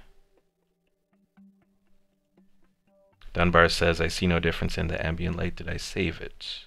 Save my change. Oh, wait a second. Close settings. Oh, apparently I didn't. Whoops. Apparently I just hit close. Or do you have to hit apply? No, that worked. Okay, let's try this again. Oh, things are quite a bit brighter now.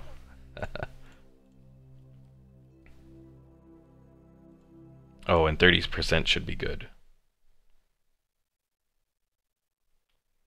And CT Brahm says, you can also press Alt F12, go to cheats, and check the show biomes checkbox. That could work too. Alright, so let's set this to 30%. Apply. Alright, so you can see things. I guess we are still on the dark side of the moon a little bit. Alright, generally I don't like to use cheats, but we'll do this just to see the biomes.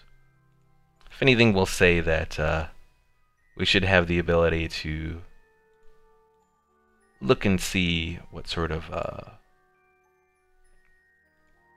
console, no, cheats.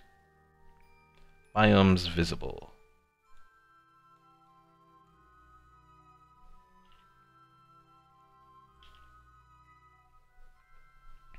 Okay, so it looks like we're kind of going through a different biome here.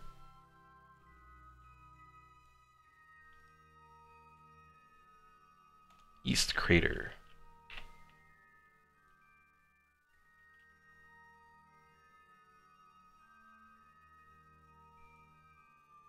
Then we have another crater here. Looks like we'll miss this one. But let's at least warp here.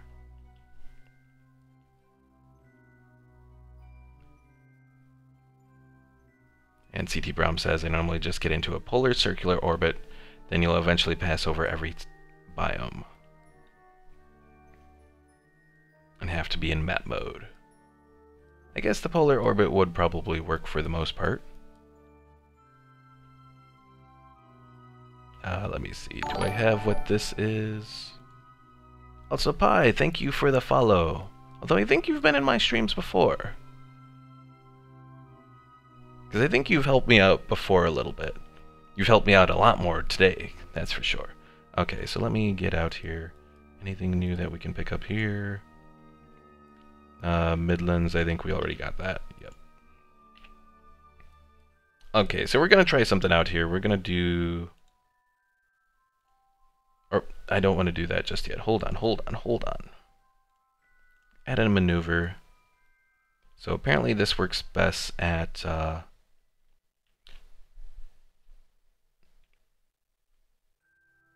Oh, and Dunbar says that level of ambient boost might be a bit much. You only needed to boost it a little bit, not obliterate all difference between day and night.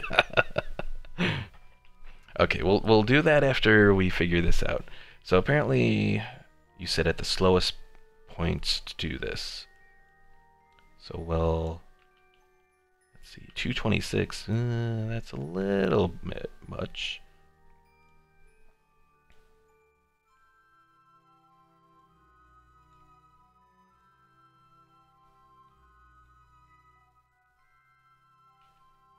$487. Oh, that's quite a bit.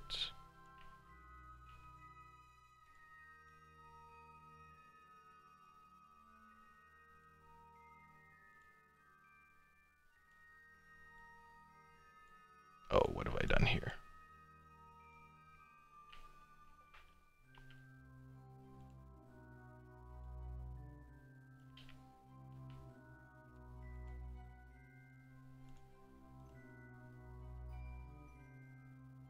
And let's see. Oh wait, is that because of the biome cheat, not the ambient light? Yeah, the biome cheat is definitely brightening things up a little bit.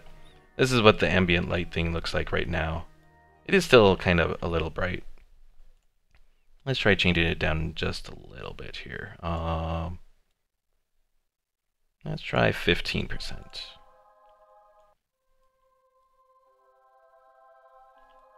Of course, Kerbin looks like really bright, but yeah, the moon itself, that's definitely just because of the whole place. CD Brom says, quarter 3 a.m., getting sleepy, take care all, I am going to try and get back to sleep. Alright, Brom, thanks for the help. And Pi says, yeah, don't do a 90-degree plane change, it's very fuel expensive. Would it be cheaper fuel-wise to make that big of an inclination change if your orbit was much higher? Okay. So probably go over this crater, change the orbit a little bit, and then try it. That might work. So let's warp to the apoapsis here. Grab this crater.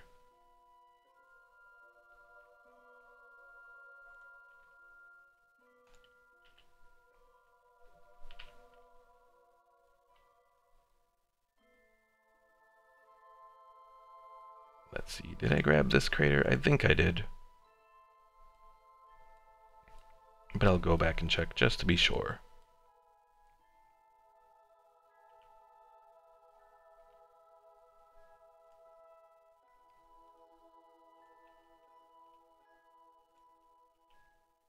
Nope, apparently I didn't have that crater. Okay. So we'll get to here.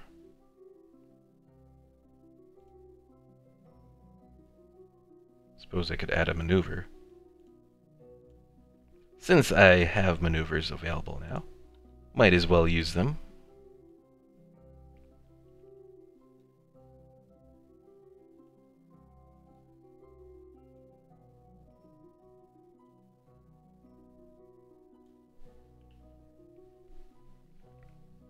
And Brahm says, yeah, sometimes it's more efficient to push your apo way out in one burn, then change inclination at the apo, then lower it back under 60k. Huh. Yeah, because that will only take 77. I probably want at least half fuel before I make my way back, because I think with half fuel I'll be good enough to make my way back to Kerbal.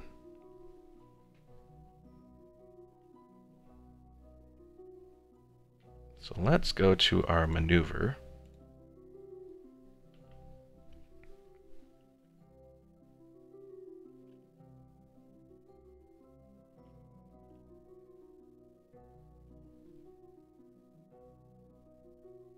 And CT Brahm says, so 3 burns. Yeah, I should be able to do this relatively well, I think.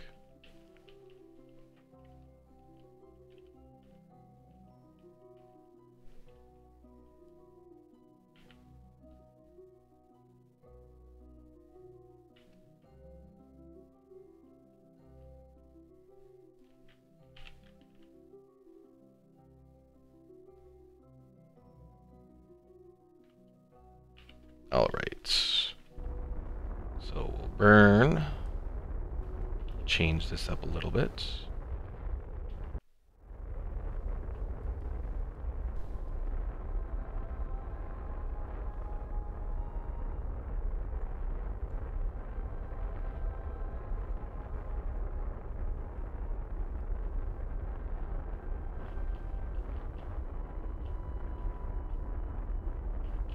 Okay, so that will take us out a little bit from where we are. Get rid of that. Let's warp here, see if we get anything else different from being a little bit further out.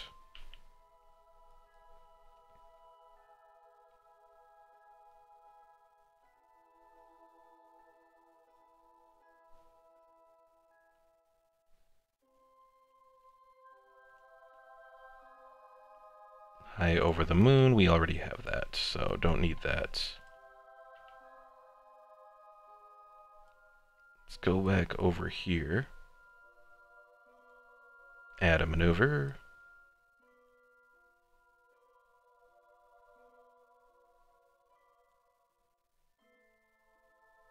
So that will get me...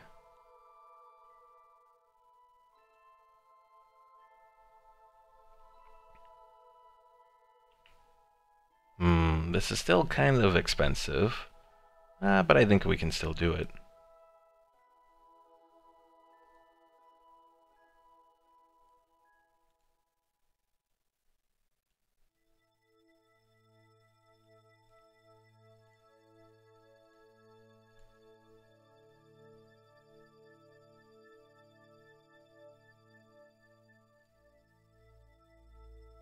Let's see, I want to grab that, and that.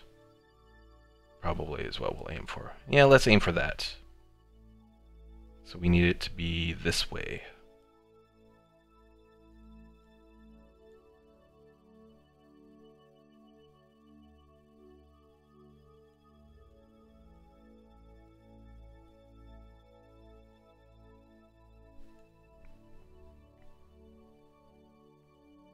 Sub, see you later. Thanks for the sub, Immortal, and thanks for the help as well.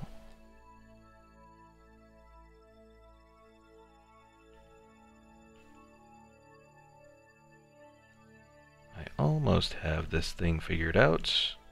Kinda. Okay, not really.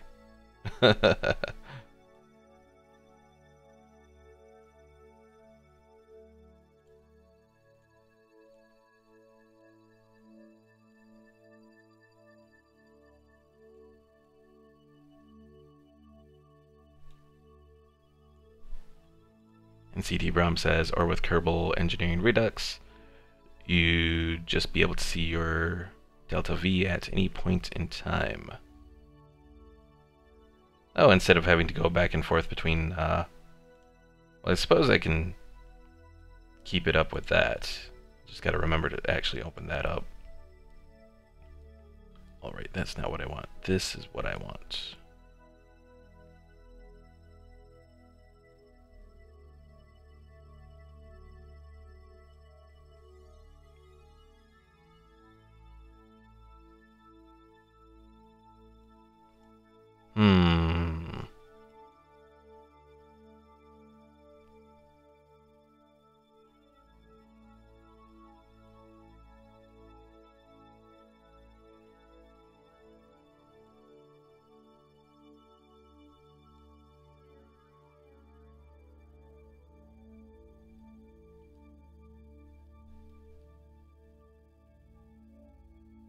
Well, that gets a couple of the ones that I want. Come on.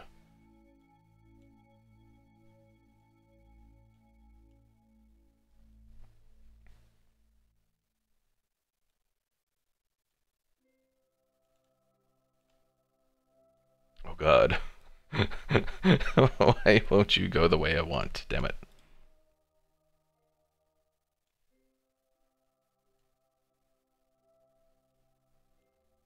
It's like I can see it in my head how I want to get this thing positioned.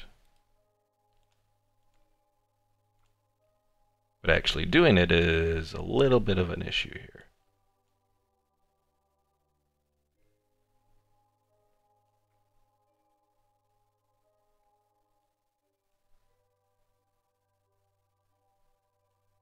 Okay, I think that might be about... There we go. I just had to move the maneuver. So 336. Can I lower that any? Not really. Oh well. Alright, see you later, Dunbar. Thanks for watching. Alright, so we have this figured out. We will go to our node to make this work.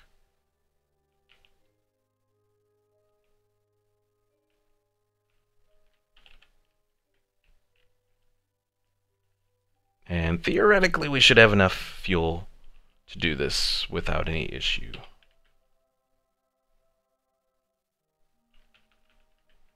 Actually, I'll just warp to next maneuver, because that'll leave me with a minute to get into my facing where I need to do the maneuver.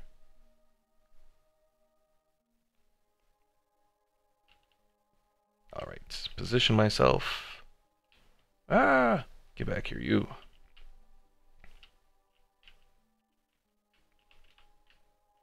Oh, no wonder I didn't have the SAS on. Okay.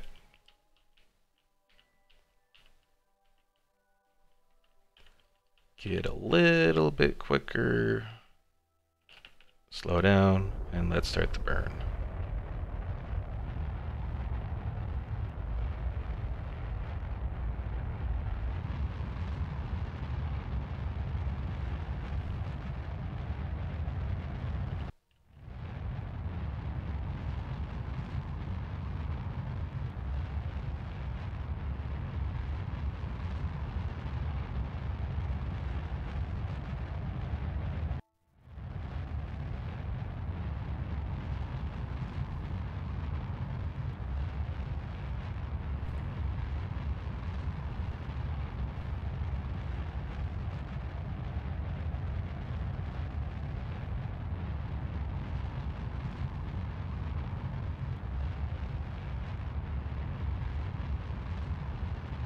Okay, so we'll slow down there.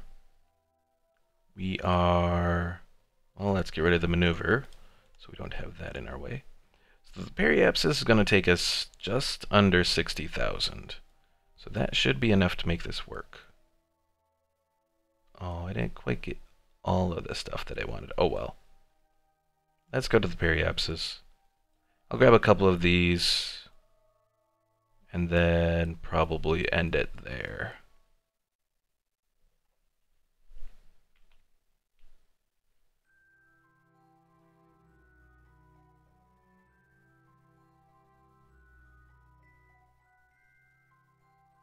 Also, can I do anything else with the mystery goo?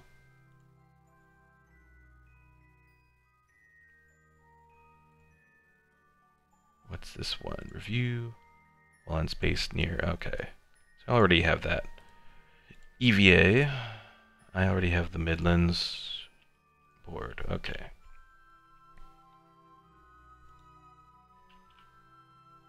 Retrograde.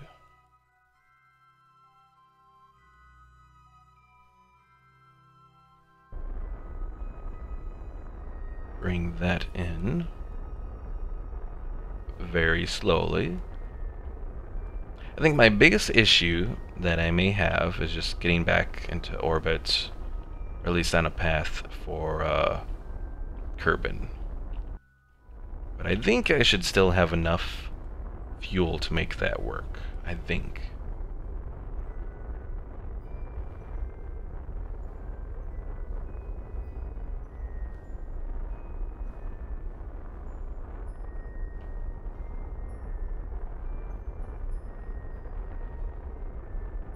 Come on, you're almost at 60K.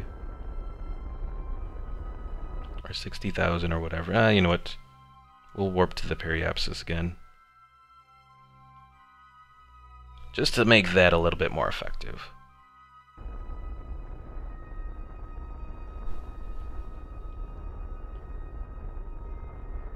Okay, so that's under 50. Let's see. Have I done that crater? Let's warp to that crater. And then I think these other things I'll save for the next time that I come to the moon. At the very least, all of this stuff should give us a very nice assortment of science when we get back.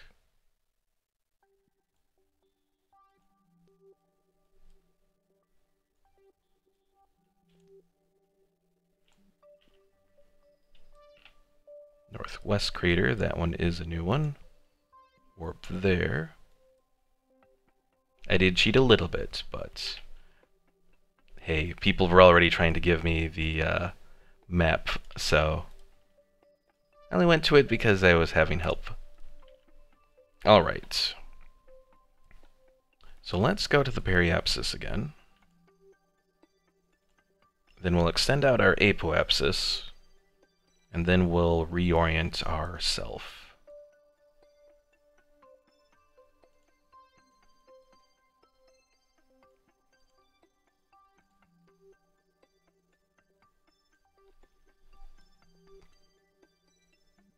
Whoop, went way too far.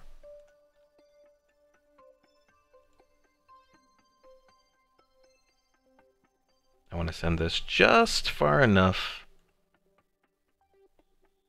to where, so long as I don't actually leave orbit.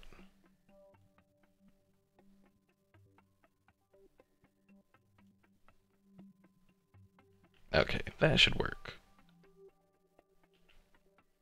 Now let's warp to the next node, or maneuver, or whatever.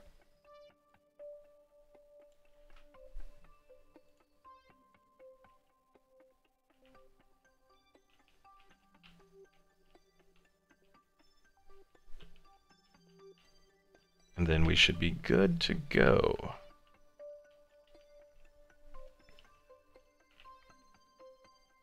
And I can probably start it early.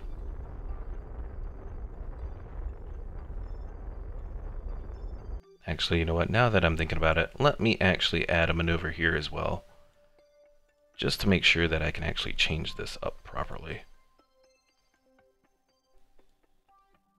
Okay, that takes us back into a periapsis there.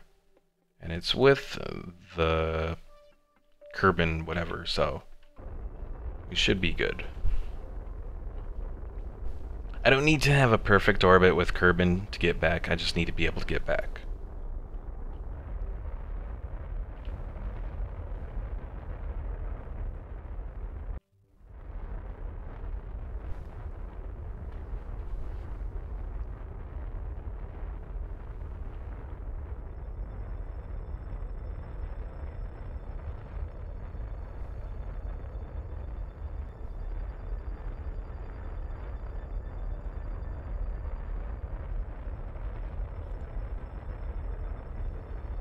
Oh, stop that. Okay.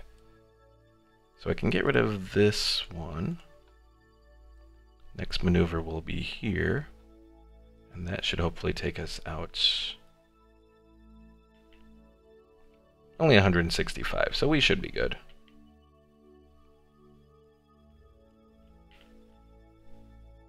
Oh, and I can turn off that, so the planets aren't looking all crazy. And since I've done that, let me actually see if ambient mode looks a little bit better now in 30%.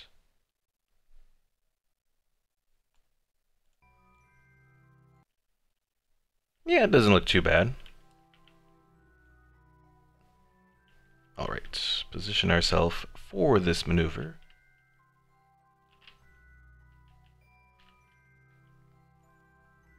Also, can I do anything else with the goo? I can get a little bit from that. What about an EVA report? No, I've done that before. Okay.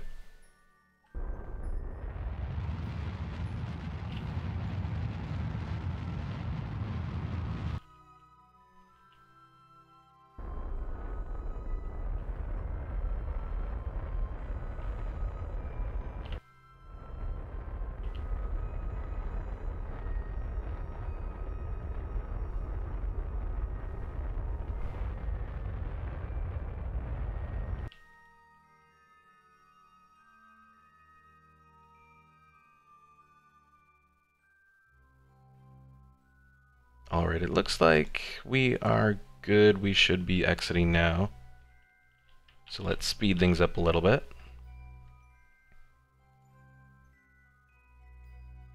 And let's warp to when we'll be at the apoapsis again. Be a few days, but it is what it is. Oh, and let's get off of being focused on the moon there. Alright, add a maneuver. And then we will go retrograde. because I want to get the periapsis as far as possible back to Kerbin. Ooh. So apparently if we do that too much, we doesn't like that. So so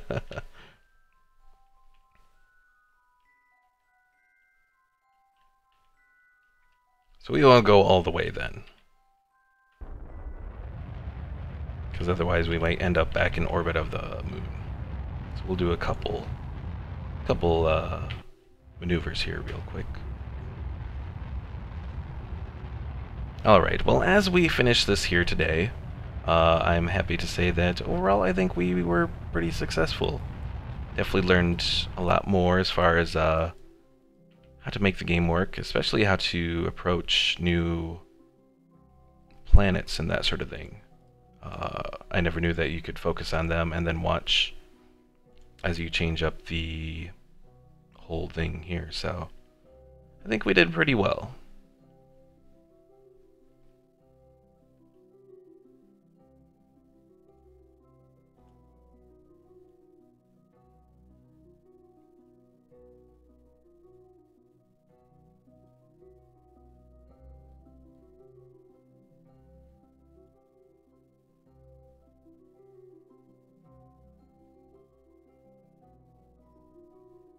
Alright, we're going to do a little atmospheric burn of Kerbin,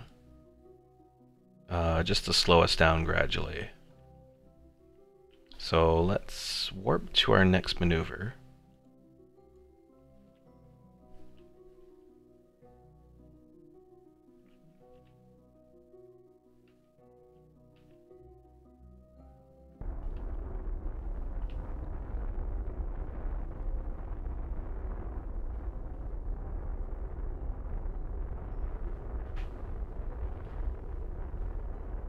Anyways, I also want to thank everyone who helped me out today.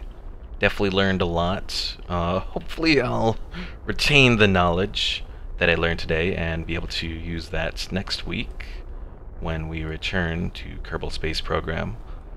Beyond that, I don't know. We'll see what happens as far as if I decide to do more Kerbal Space Program streams after next week.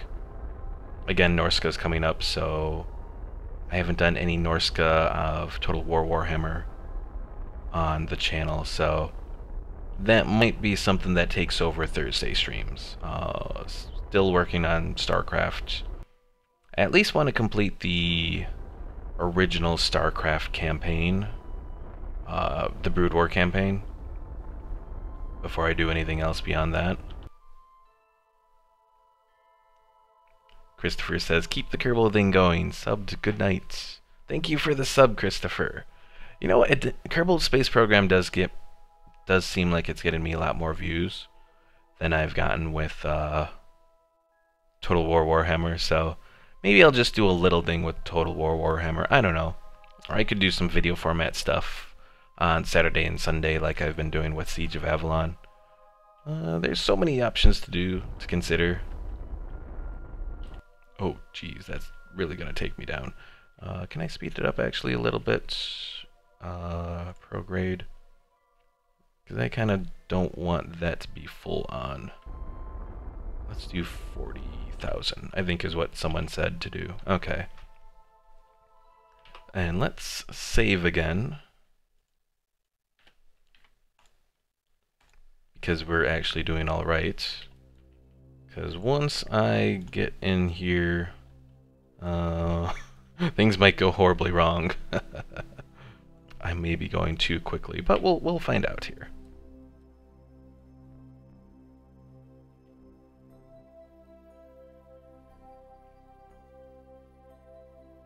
Where the hell is Kerbin anyways?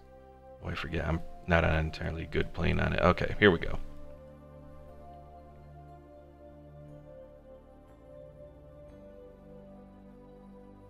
Alright. Let's aim retrograde here.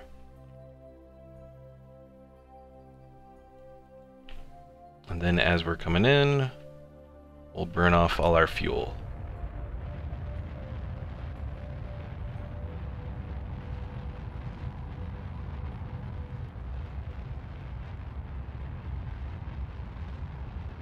And hopefully that'll slow us down decently enough. For safe re-entry, your periapsis should be 30 to 35k. You have heat shields? I do have heat shields. So let's get it back up. Uh-oh. I can't... Oh, wait, no, prograde. That's what I want. Let's get it back up to 30 to 35.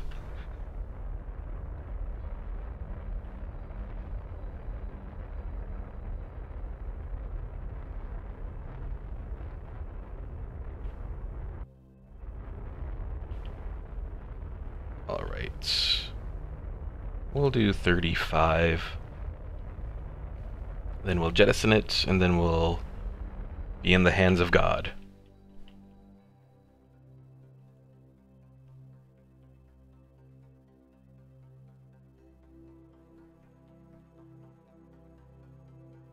Alright. We should be good. Goodbye, rest of the craft. I think our heat shield should be good enough for all of this mess, hopefully. And Pi, I definitely thank you for all your help today, because if it wasn't for that, I would not have done so well today. Not at all. I think I have an EVA for this as well, right? Yeah.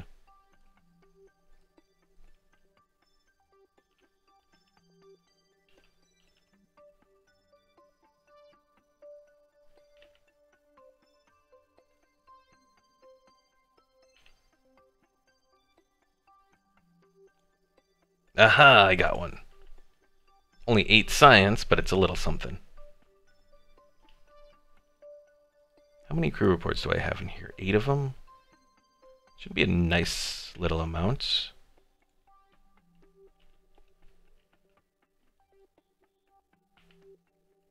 Okay, we are about to start our re-entry. About to get past the 70,000 mark. We're currently going like at 31, 3200 meters per second. Oh, I hope this goes all right. Maybe I should have waited to do my burn like around now.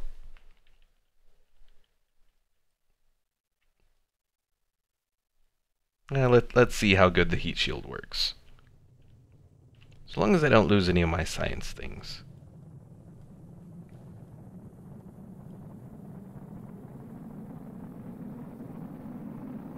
And Pi says actually that 30 to 35k periapsis altitude is good for entry as far out as Minmus. Huh. Also, what's on fire? Oh no. Well, it might be goo. I might lose my goo here. Okay, there we go. Well, just gotta reorient.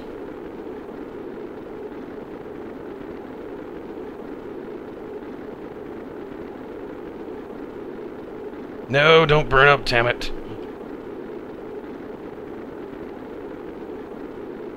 Quit trying to burn up on me.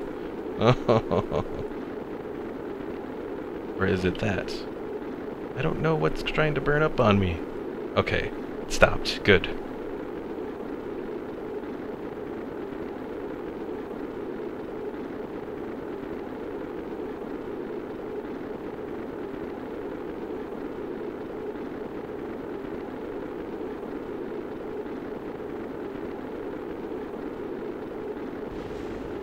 Well, something blew up just now.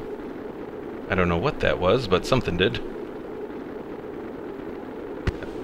Ooh, there's a couple things blowing up. I think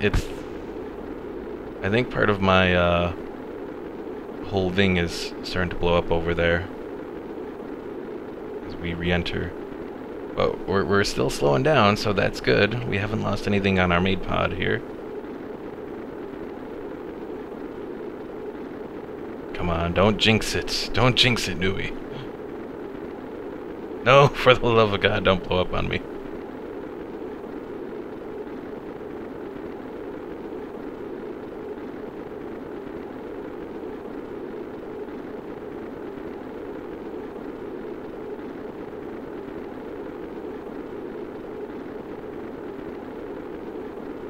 I think we might be past the worst of it.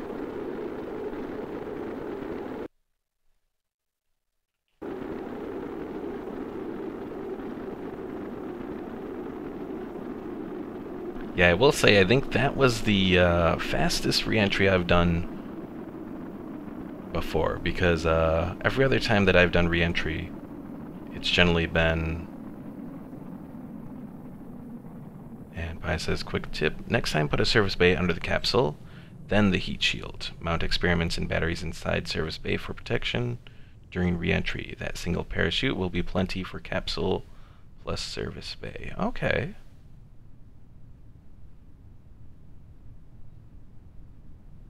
Thank you for that, Pi.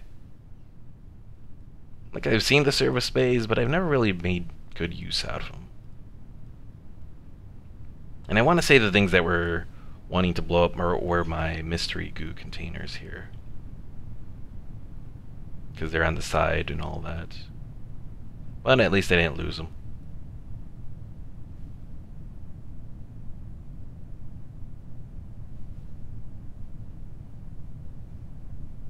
Alright, folks. Well, as we approach the ocean here, again, want to give thanks to everyone that helped me out today. Definitely learned a lot. Again, I'm hoping that it stays in the noggin as I go on to it next week, next Thursday, at midnight Central Time. What else? Don't forget to check out my Siege of Avalon videos. Those will be coming out Saturday and Sunday at 8 a.m. Central. I've been enjoying it so far. Overall, I think the quality has been pretty decent. I mean, again, it's an older game, so you're not going to have the best visual quality. Slow down, slow down. Okay. But again, you know, I've been enjoying it so far. What else is going on? We'll continue doing StarCraft on Tuesdays. And then, yeah, I'll figure out what I decide to do with Norska when Norska comes out. I still have a few days to decide on that. But yeah, thanks for watching. Pi says, Kerbal Space Program definitely has a steep learning curve. You're doing great. Appreciate it, Pi. Appreciate it. Yeah, as I said, I've played this game like... I mean, I've played this game a decent amount. How many hours do I have on it? 144 hours. But at the same time, it's like just... I mean, I guess even 144 hours in, there's still things that I'm learning. So, alright, how much science are we getting from all of this? So we are now at 361 science. That is amazing. Our parts, our funds are at 40. Wow, at 400,000. That's pretty nice too. Damn. Because we were at like 150-ish, I think, before the mission. And Valentina gained some experience. She's still only level 1 though. So now let's see. Can I... Oh, I can't upgrade the research and development location here yet. But I can get some more of this stuff. The clamps, that might be very useful here. Okay, what do we want? What do we want? Is a hitchhiker storage container? Nah, that's not too useful. Rove Max Model S2. I'll finally be able to make a little rover. And miniaturization. Nothing too special there, but it does have the docking clamps. We haven't done any docking here yet. Aerodynamics would be good for my space planes. At least to finish doing the stuff around Kerbin. Although landing struts here as well will be good because, well, we do want to land now, don't we? So we'll do landing. Let's see, what does all of this have?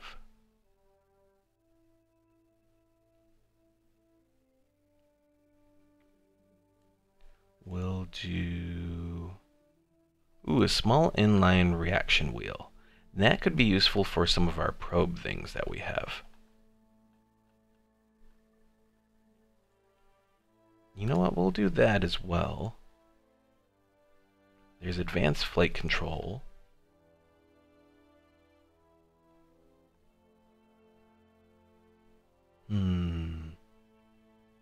Which would give me an opportunity to bring even more people on missions.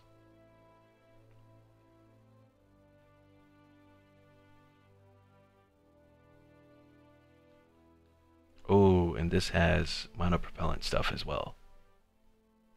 And Pi says, by the way, that same rocket that orbited the moon will do the same for Minmus. Likewise, if you build a rocket to land and return from the moon, it can land and return from Minmus. That is true, so I may want to actually do that, especially if I get a mission for Minmus. I'll want to do that, because then I can get a whole bunch more science from that, and then we'll like really be going.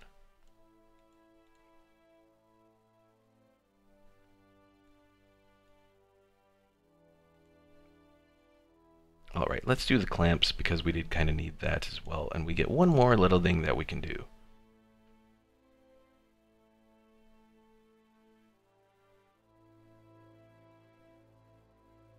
These really little things to make a really little probe. Do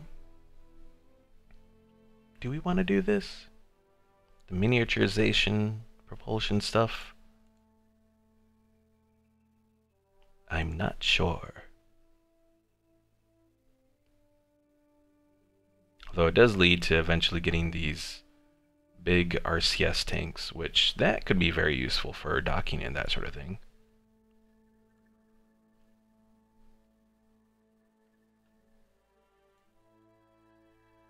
You know what? I think we'll do aerodynamics, because then we can make a better space plane. Because we already have the landing gear now, which is like awesome, because now we'll be able to actually use brakes. So yeah, I think we'll go with aerodynamics. And then everything else, well, we could do a mission to Minmus. Let's just, before we end it today, do we have a mission for Minmus? We do not yet. Alright, well that's fine. Alright folks, thanks for watching, and especially thanks for all the help from everyone today. Yeah, we'll see you all, if you're looking for Kerbal Space Program, we'll see you all next Thursday. I like to say 11:59 p.m. or midnight on Thursday night, not Friday. No. Thursday night. What else? And yeah, don't forget to subscribe if you haven't already, or follow me on Twitch, which I think the only person left watching on Twitch is Pi, and you've already followed me, so thank you very much, Pi. Also be sure to leave a like on the video, as it always helps out.